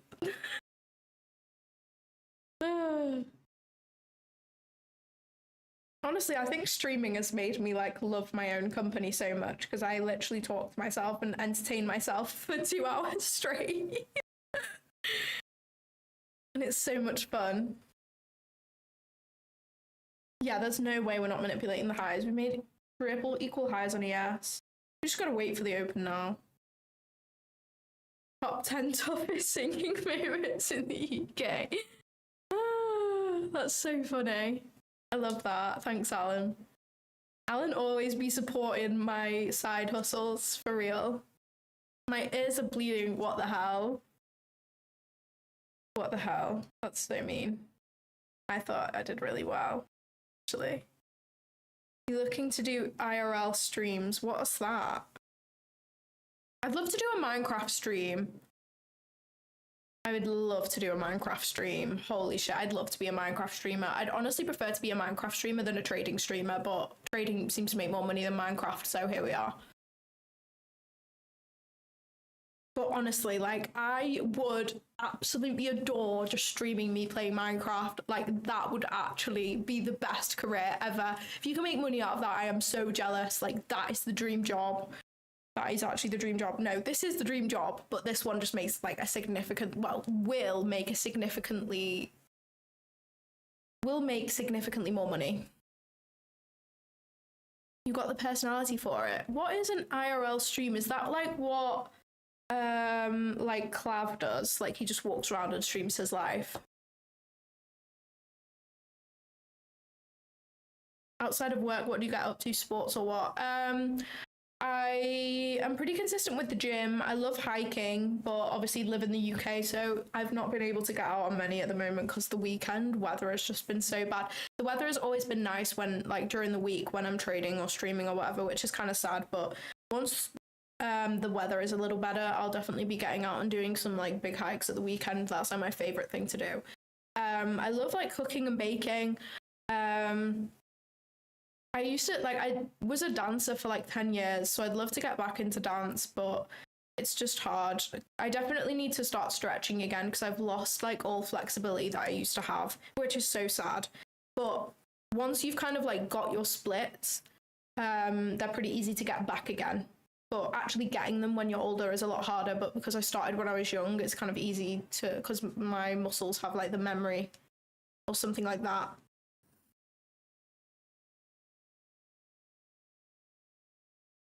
Bro, just do it. No one would watch me Minecraft streaming though, and I feel like everybody would unsubscribe. Maybe I'd have to make a separate channel.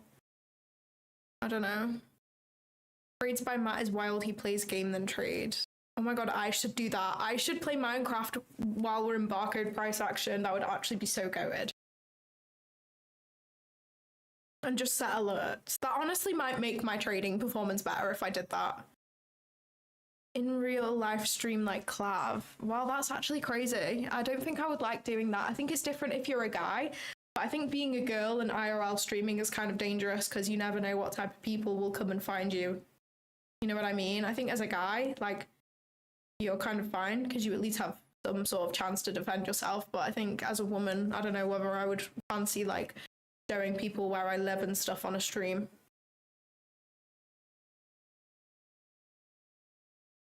You're a dancer too. Wow, awesome. Love that. Get a server going. I honestly should. I would honestly love to stream Minecraft. Like, would anyone... I feel like people would tune in. I feel like people would watch a Minecraft stream. Like, just random people on YouTube. Are you religious? Yes and no. So, religion in the UK is a lot different to the US. The US is a lot more, like... There's a much higher percentage of like Christians, I think, from what I've seen anyway. I'm fairly sure that statistic is true. Have I checked? No, but that's just from what I've seen and what I'm gonna assume from what I've seen. So yes and no. Like, I don't go to church on a Sunday or anything like that. And I don't believe in one particular religion, but that's not to say that I don't believe in aspects of different religions, I would say. So I would say I'm not, like, I was christened and things, so I'd say the beliefs I have maybe lean towards Christianity, but I can't call myself a Christian because I don't fully believe in everything that the Bible proposes, but I also don't believe in everything on any other religion either. Like, I like taking I feel like studying religion and looking into the teachings is so important because all religions teach important things that you should follow in life. But I'm open-minded enough, I guess. Not that you're not open-minded if you are like very if you are very committed to one religion, like I think that's fine. And I think that tends to happen through family, and my family are not particularly religious, but yeah, I'm super open-minded about religion. Like, I like researching into the different ones and just taking the aspects of each religion that I like rather than being committed to one.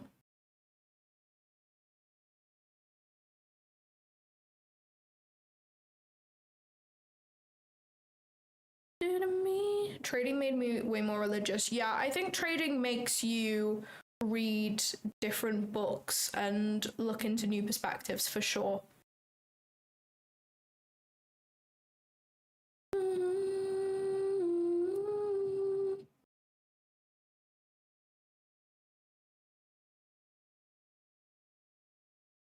Yeah, I don't not like I believe Jesus was real. I believe all that jazz. I believe in things like that. I guess my religious thoughts are a bit too deep for a trading live stream, I think.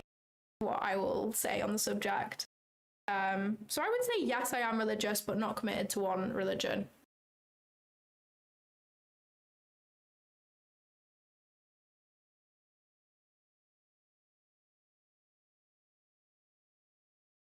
Religion is way less of a thing in the UK, I would say.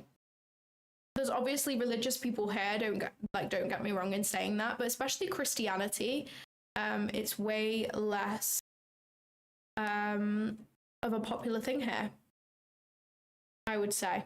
I don't know many people who practice Christianity at all.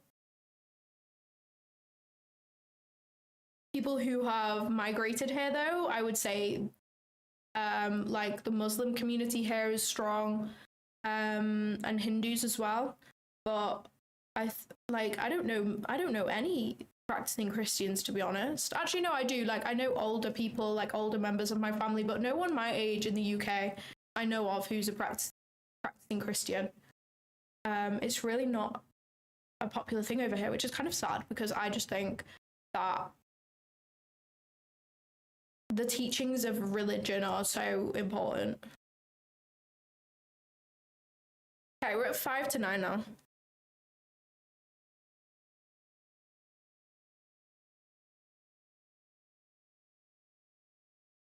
Do you believe there is a creator, basically, but don't follow a certain religion? Yeah, exactly.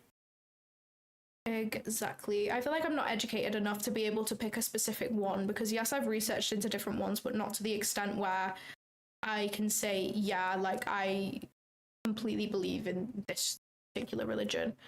Like we did, like none of my family is religious, really, apart from like older members of my family.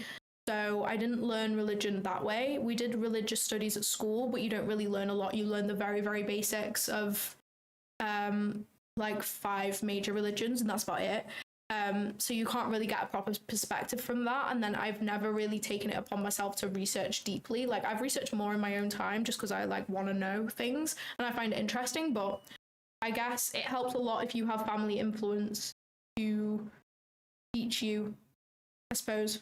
But I just don't have that. So I've taken it upon myself to research myself, but not to an extent for me to choose to commit to one, I would say.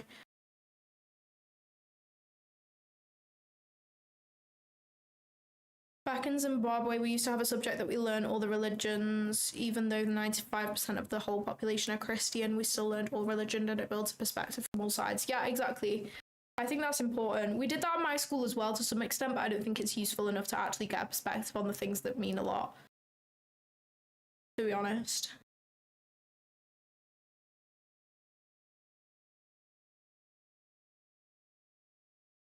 I have heard there is a lot of Muslims in the UK. Is that true? Yeah, I would say that is true. There is a large Muslim community here.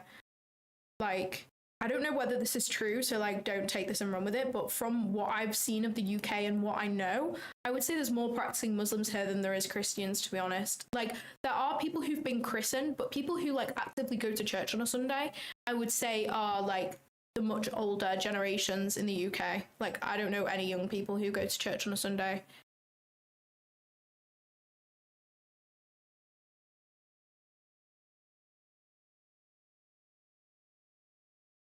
But I know plenty of young people who like practice, who are like practicing Muslims, and same with Hinduism as well. Like I know plenty of people, but I don't know any young people who actively practice Christianity, which is weird. Because you would have thought, and I know a large percentage of America are practicing Christians, but it's just not the case here. I don't really know why that was the case, because Christianity was definitely the most major religion here. Okay, this is what I wanted to see, but I didn't think it was going to happen at 9:28. But anyway, that's fine.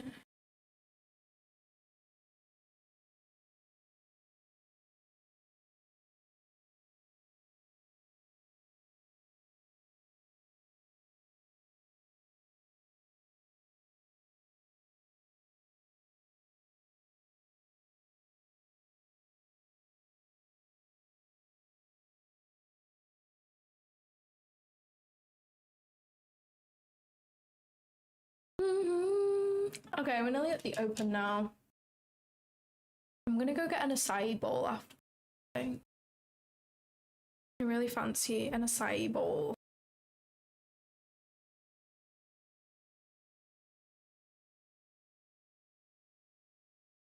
Gonna leave it all behind and face the truth. Okay.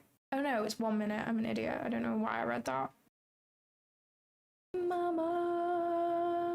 Ooh.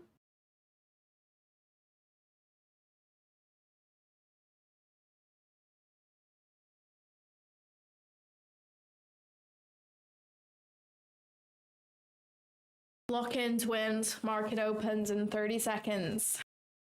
I want to see us manipulate these highs and then get some sort of shorts entry. That's what I would love to see, I think. That would be awesome. That would be awesome. No, I'm bearish. I just think that we have room to go higher. I want to see us reject off some, like one of these fib levels up here. I'd like to see us reject from the -4 on ES, to be honest, because that is really clean. But I wouldn't mind us coming up into this area either. Maybe here would be nice. Might be more realistic. Okay, there we go. That's -4 on this fib. I think we have room to go higher though. What is this gap that I've drawn out here? Is this from yesterday? Or is it a 4 hour? Okay, it's a 4 hour inversion for a value gap. Interesting. I do not believe ES will not take those out. I believe that ES should take those out. I would be so shocked if it didn't.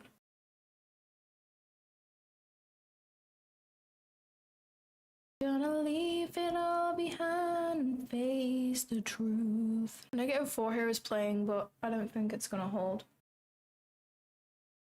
I would be shocked if it did. I'm not gonna lie.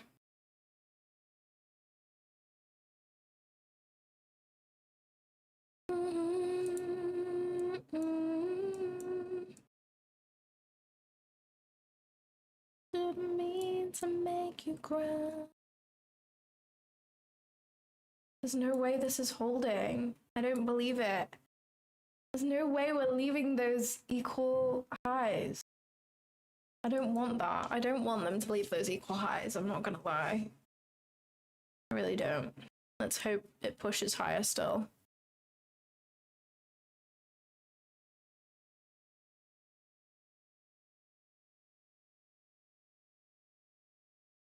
Carry on, carry on. I don't know why I've got Queen stuck in my head. I really don't know where that came from. I really don't, but there you go.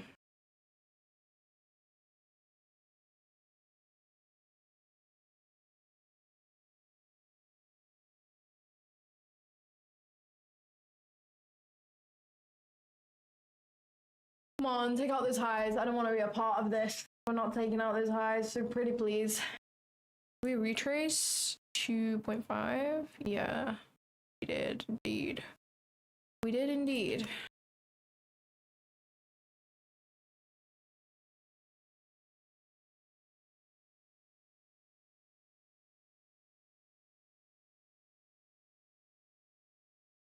Mama, ooh.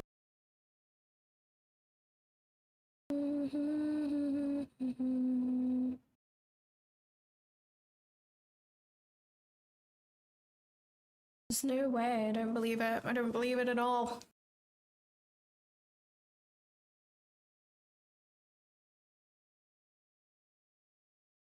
If this -4 holds, I would have to wait for continuation shorts. I'd have to wait for some bearish structure to play out to be sure, because these are surely a magnet price, I would assume.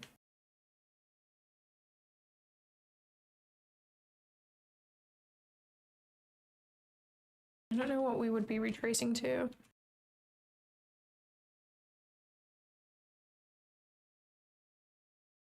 Oh, this price action is just horrible. Look at this 15-minute time frame. So ugly.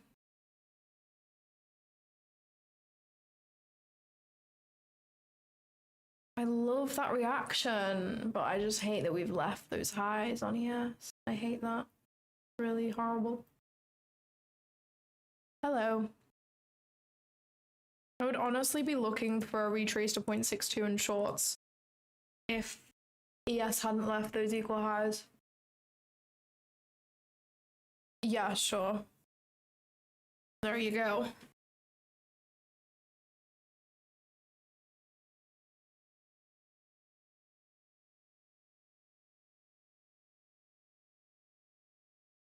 Too late. My time has come.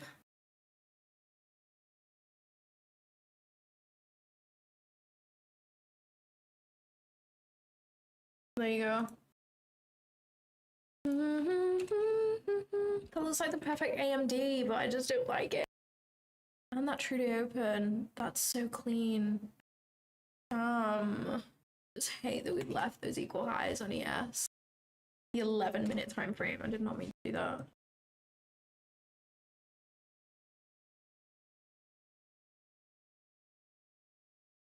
Did we invert that 1 hour? Yeah, we did. We did. I can get rid of this now.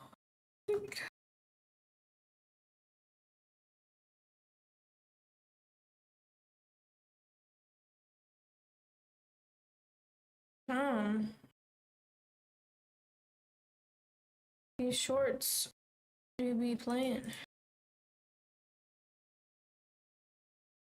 Yes, does not look bearish yet though.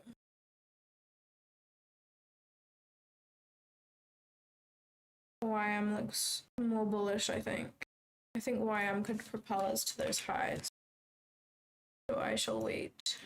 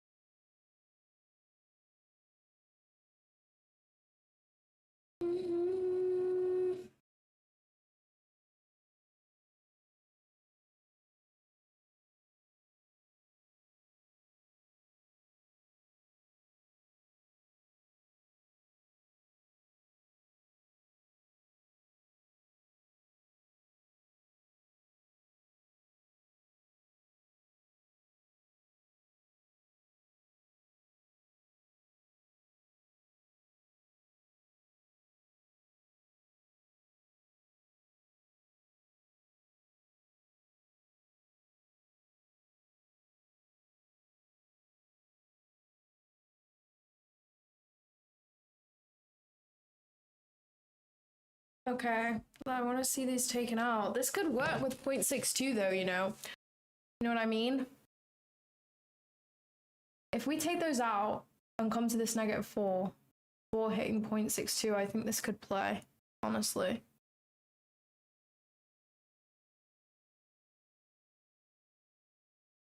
We're so close. I'm gonna change this to MNQ right now.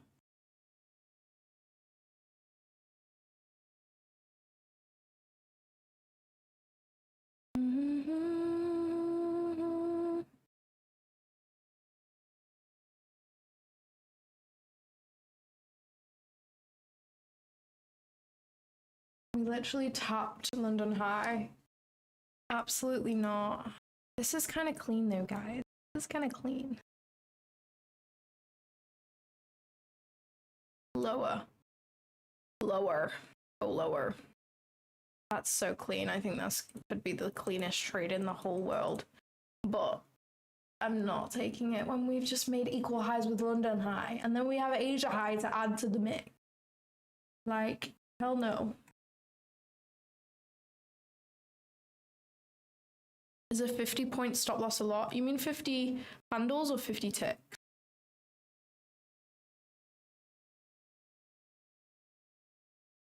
Take the high, take the high, take the high, reject from -4, bish, bash, bosh, boom, perfect.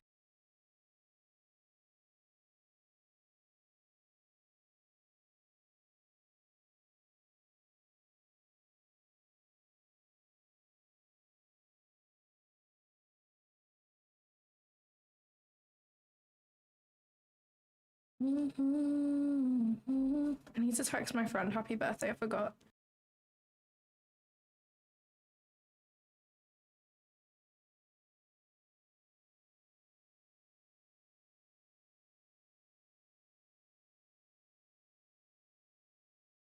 Pick. I think in New York AM session you should allow for slightly more because that's only 12.5 points, which, like, if I'm trading pre-market, I think 12.5 is fine. But I think in New York AM session you should allow for a little more, in my opinion. That's the 0.62. I'm not entering on that while these have not been swept out. I think that's very silly. I want to wait for more structure. That's literally a top tick though. Let me look at YM real quick. Yeah. Okay. Come on, yes. Take the highs. Take the highs, take the highs, take the highs.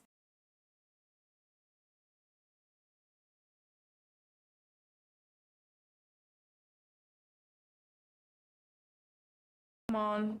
I know you can do it. I know you can do it. Oh my gosh, why are we doing that? Oh. This is such a clean entry. This is such a clean entry, but I'm not doing it with those there. That just takes it from an A+ to a C-.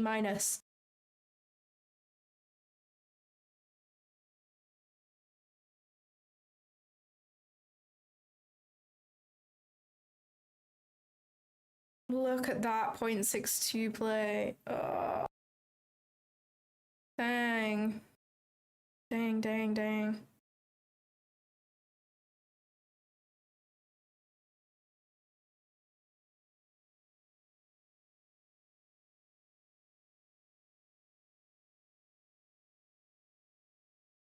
What is going on? There's no way it's leaving that. I don't believe it. I don't believe it at all. I don't believe it. If it does, then that's just kind of sad. We'll have to catch some sort of higher time frame continuation.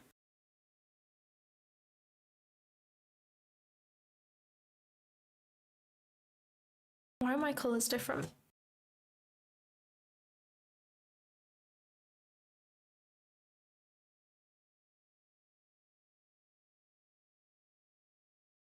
What color is this? Is it that one? I think it is. Yes, it is.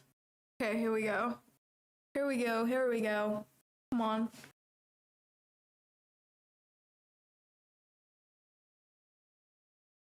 You know what they say about too good to be true. For real, this is like A+. If those highs had been swept. Nearly. Nearly. Nearly. Okay. Now we've made equal highs with Asia. Okay, great. There we go. Boom. Love that. Okay.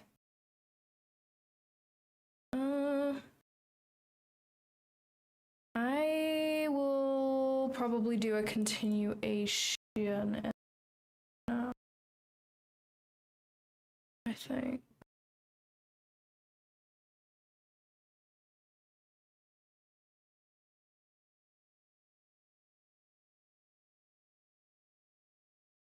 I've taken them out though. No, I want to be sure. I'm gonna wait for us to sweep this low and then enter on some sort of continuation.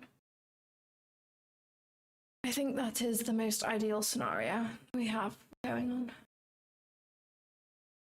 to protect our capital.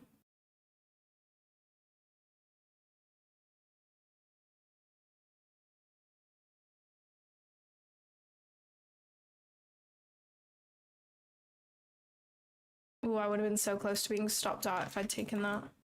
Boom, I would have been stopped out. Okay, thank goodness. Thank goodness for that. W.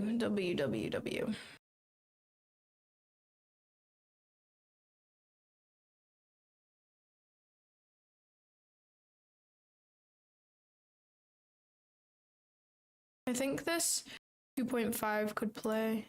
I need to switch back to minis for some proper analysis. Okay, this high has been broken, so we're clearly not respecting OTE of that. So I want to wait for one of these levels to play. One of these two, I think. Same on ES. This is clearly not playing, so that's fine. Awesome. I don't know what this gap is. I don't know why I have that drawn. Was it the 4-hour inversion? Yes, it was the 4-hour inversion. Do that.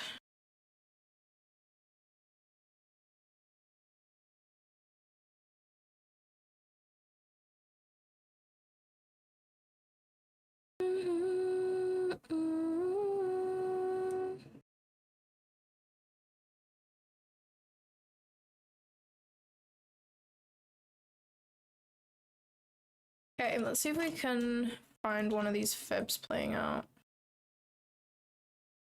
That would be awesome. It's 3.5. So we have -4 here, and we have -2.5 here. Those two fibs. Okay.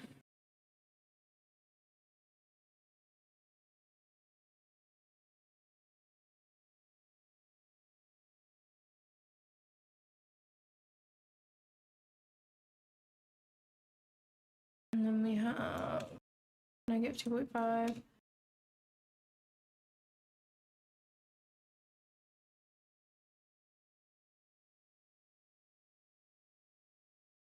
And a negative 2.5 there.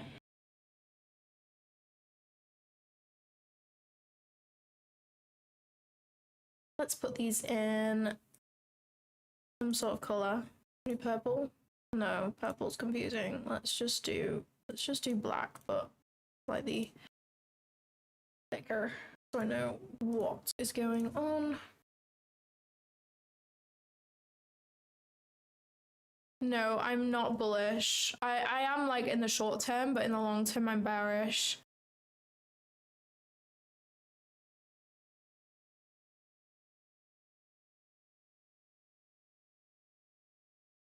Wait, why did I mark that there? That should be there, I think. Oh no, it shouldn't.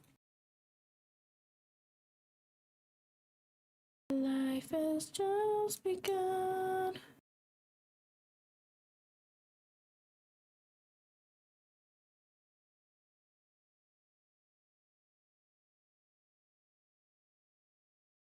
Probably looking for a reaction from this level. Maybe some SMT with New York PM high would be nice. Potentially. We'll see.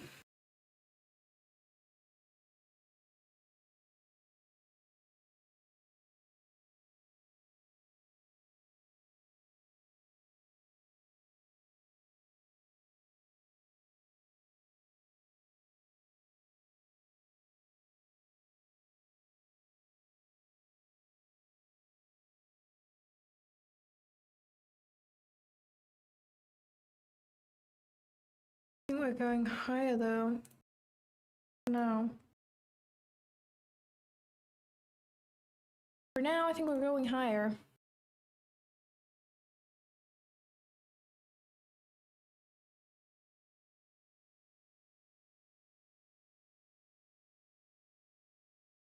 That could be a nice trade. I think we're going higher. I believe we still have room to move higher right here. Do I want to take that or wait for the shorts? I think we have room to go a lot higher though. But I don't know.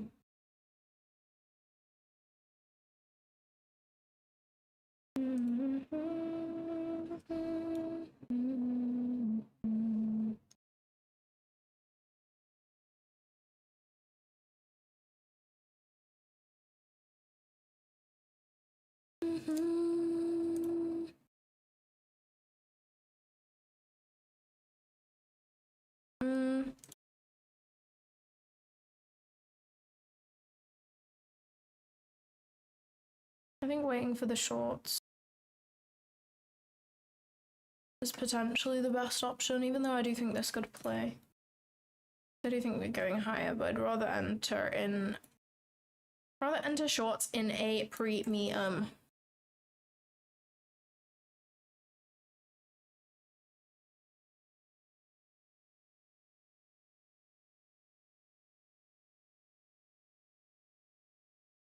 I'm gonna just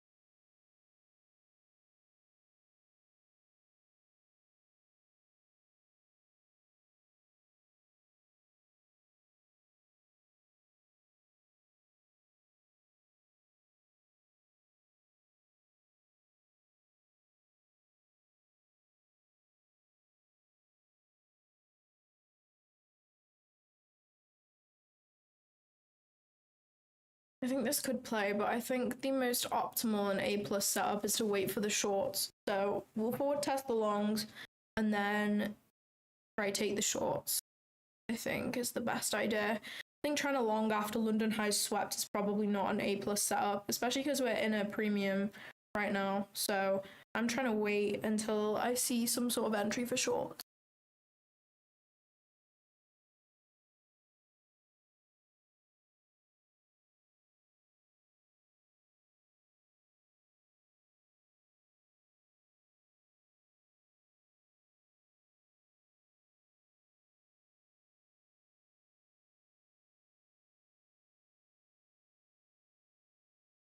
Yeah,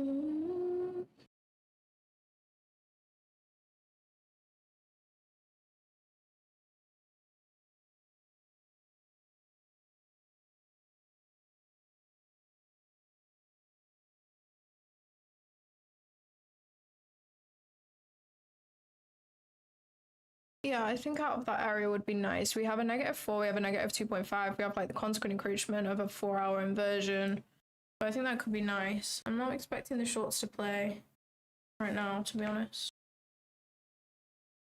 Damn, I would have got stopped. W in the chat.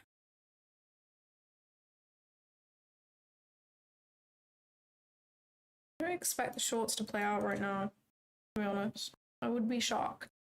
I was expecting us to come up to at least -4 here, -2.5. Maybe we're utilizing this whole range fib.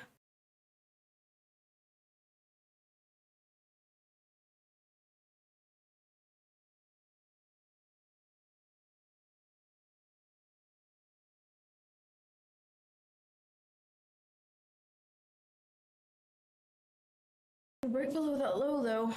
I don't know. I like looking at ES makes things a little clearer right now on what's going on, to be honest. I think NQ is a little messy. I think ES is a little clearer. We have accumulation, this manipulation higher, respecting OTE so far.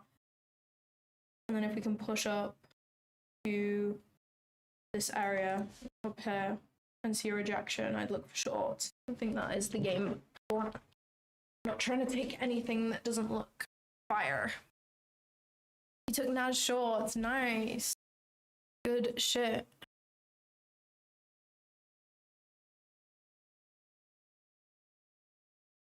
Did you close your trade?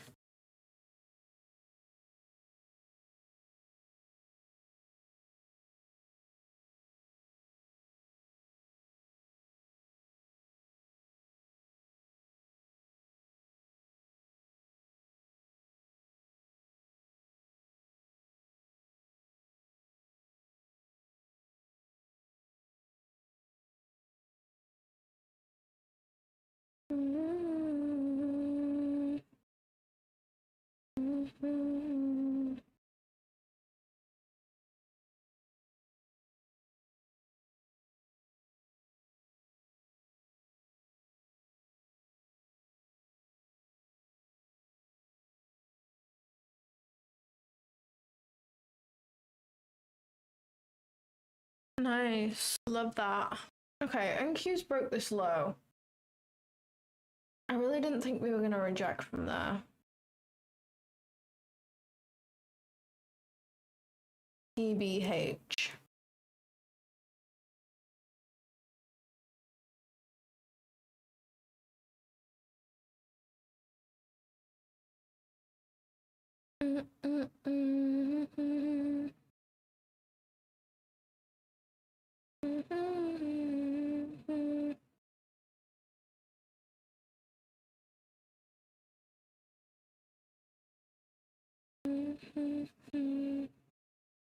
ES is still holding OTE so far.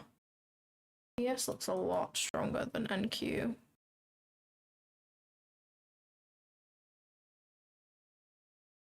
Right now.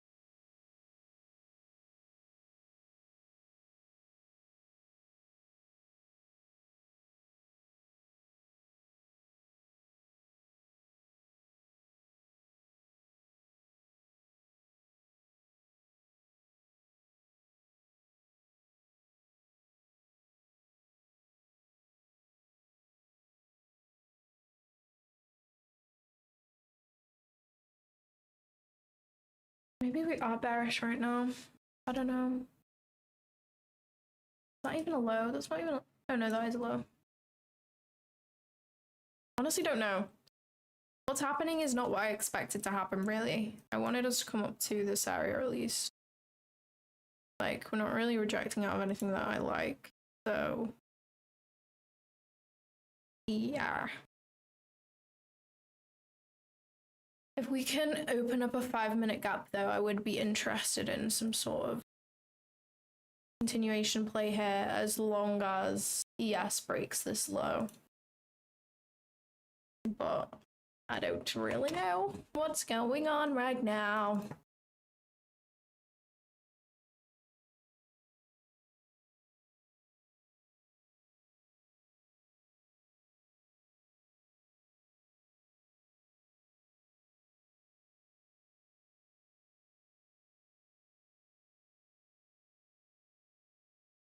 I'm still bearish for sure, but I wanted to see us go a little higher before dumping, to be honest.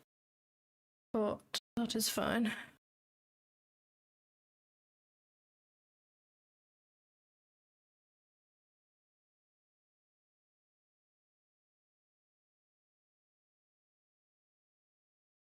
think we could get a continuation play, to be honest.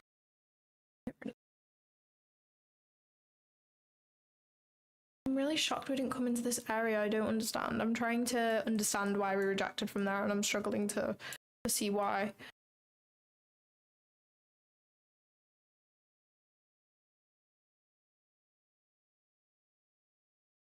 ES is still holding OTE so far.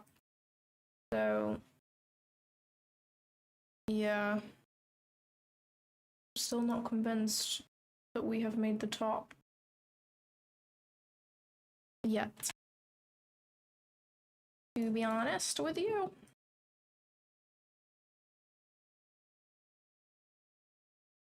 ES is holding 0.62 really nicely. Check YM. Yeah, I think YM is going to take London High at least.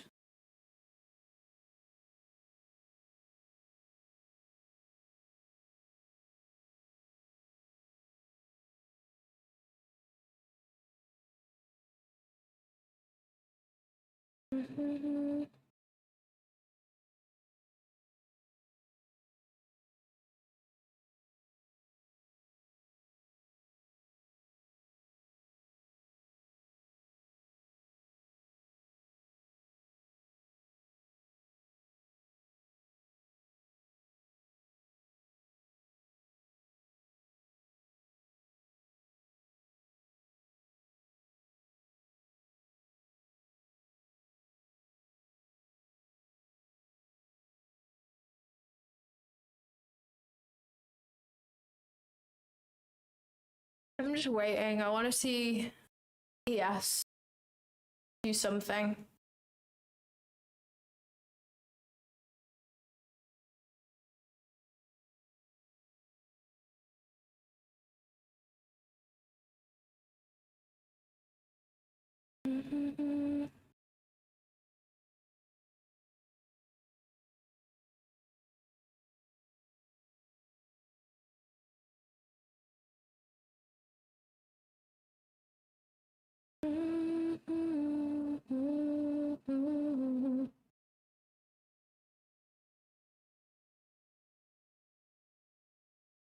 Yes, yeah, I'm convinced. I'm convinced ES is coming up here. I don't think that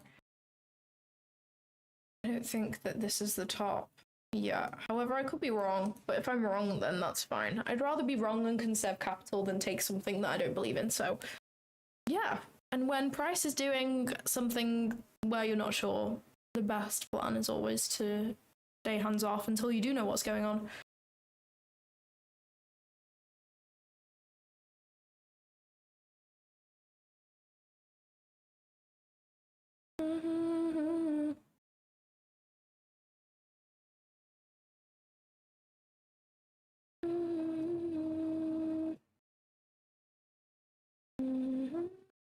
Oh my god, guys, this is so funny. So I put something on my story before saying like how I'm eating fucking chicken.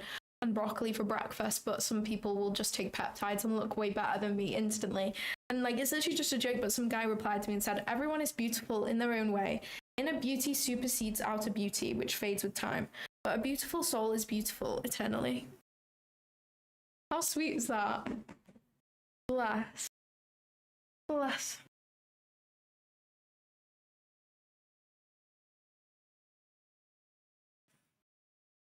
This is honestly clean for shorts on NQ, to be honest. This is clean AF.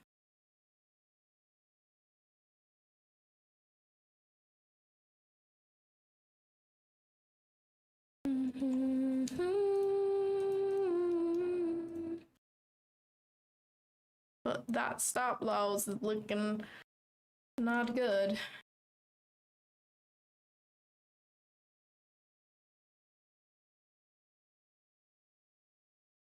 Oh, I just don't know. They're so out of sync right now that it's really difficult to understand, in my opinion.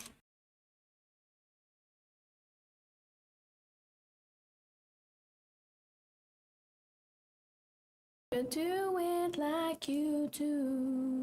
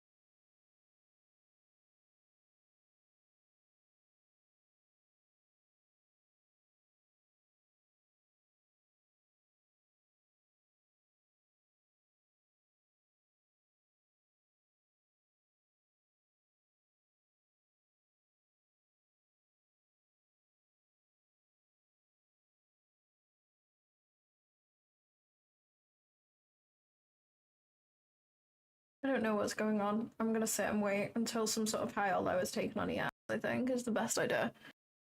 Hi sister, how are you? I'm good, thank you. How are you? I've been on stream now for 2.5 hours, so I'm getting a little tired, but I'm good. Overall, I'm very good.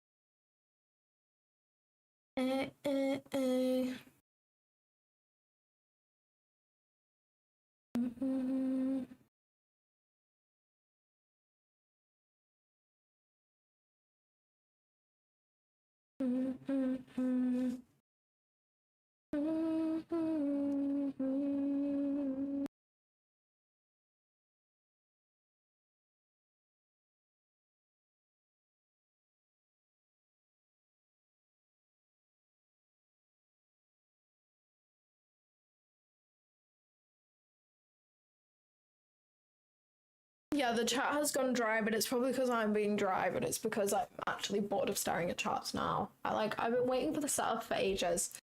And yeah. NQ do be running. NQ do be running without offering any sort of entry, for real.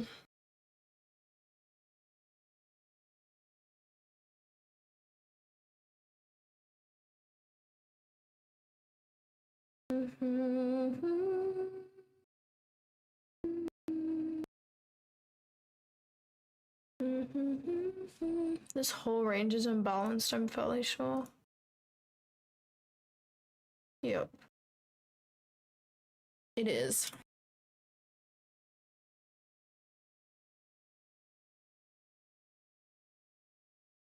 I've just come back, had to hop off while I traded. Did you take anything? I have not taken anything. I knew it! I knew it! I freaking knew it! I knew that was not the high on ES. It hasn't taken the high yet, so bear with, but I knew it.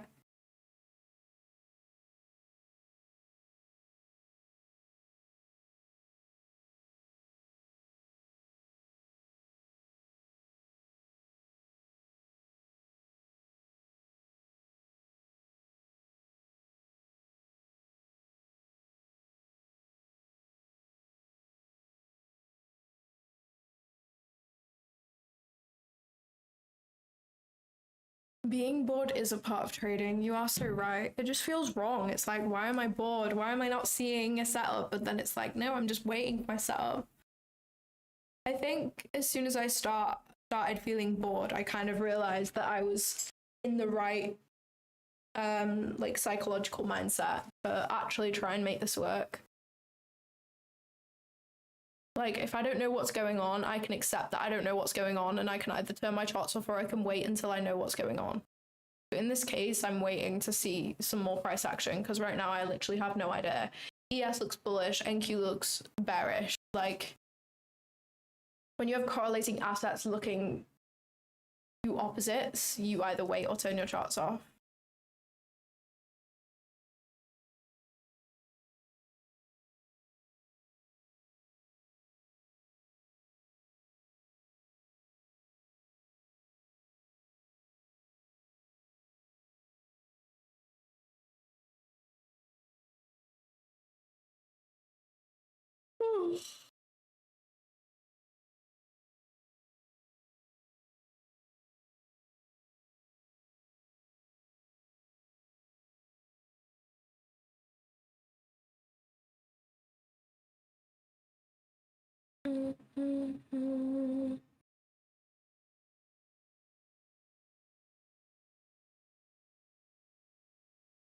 I believe tomorrow is the last trading day already. This week's price action has just been shit, in my opinion. Especially pre-market. Pre-market has been tough. For me, anyway. I just haven't really found many setups this week. Which is better than too many setups, but I mean, maybe my patience is just growing. I don't know.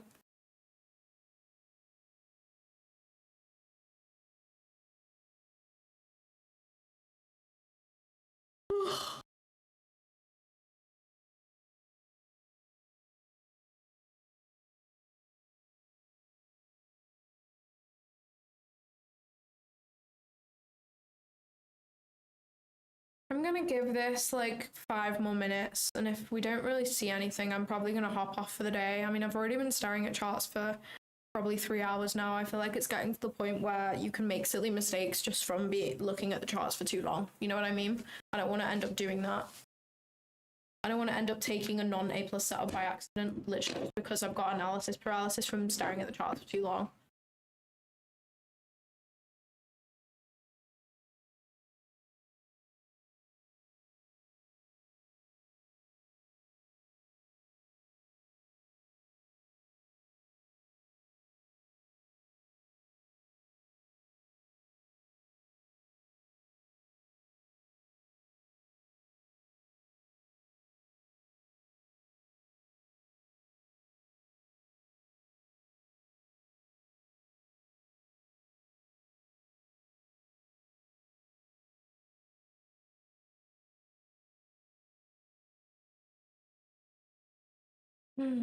What is this?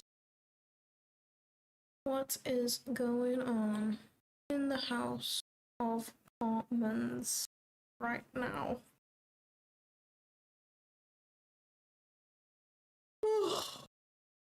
Gang, I'm so tired.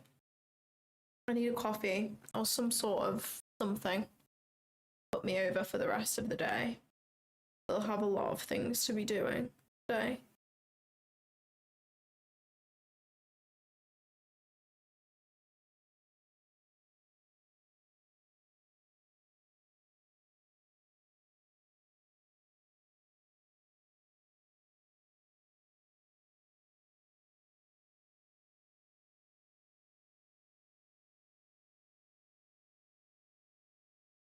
We literally didn't retrace to where I wanted us to retrace to.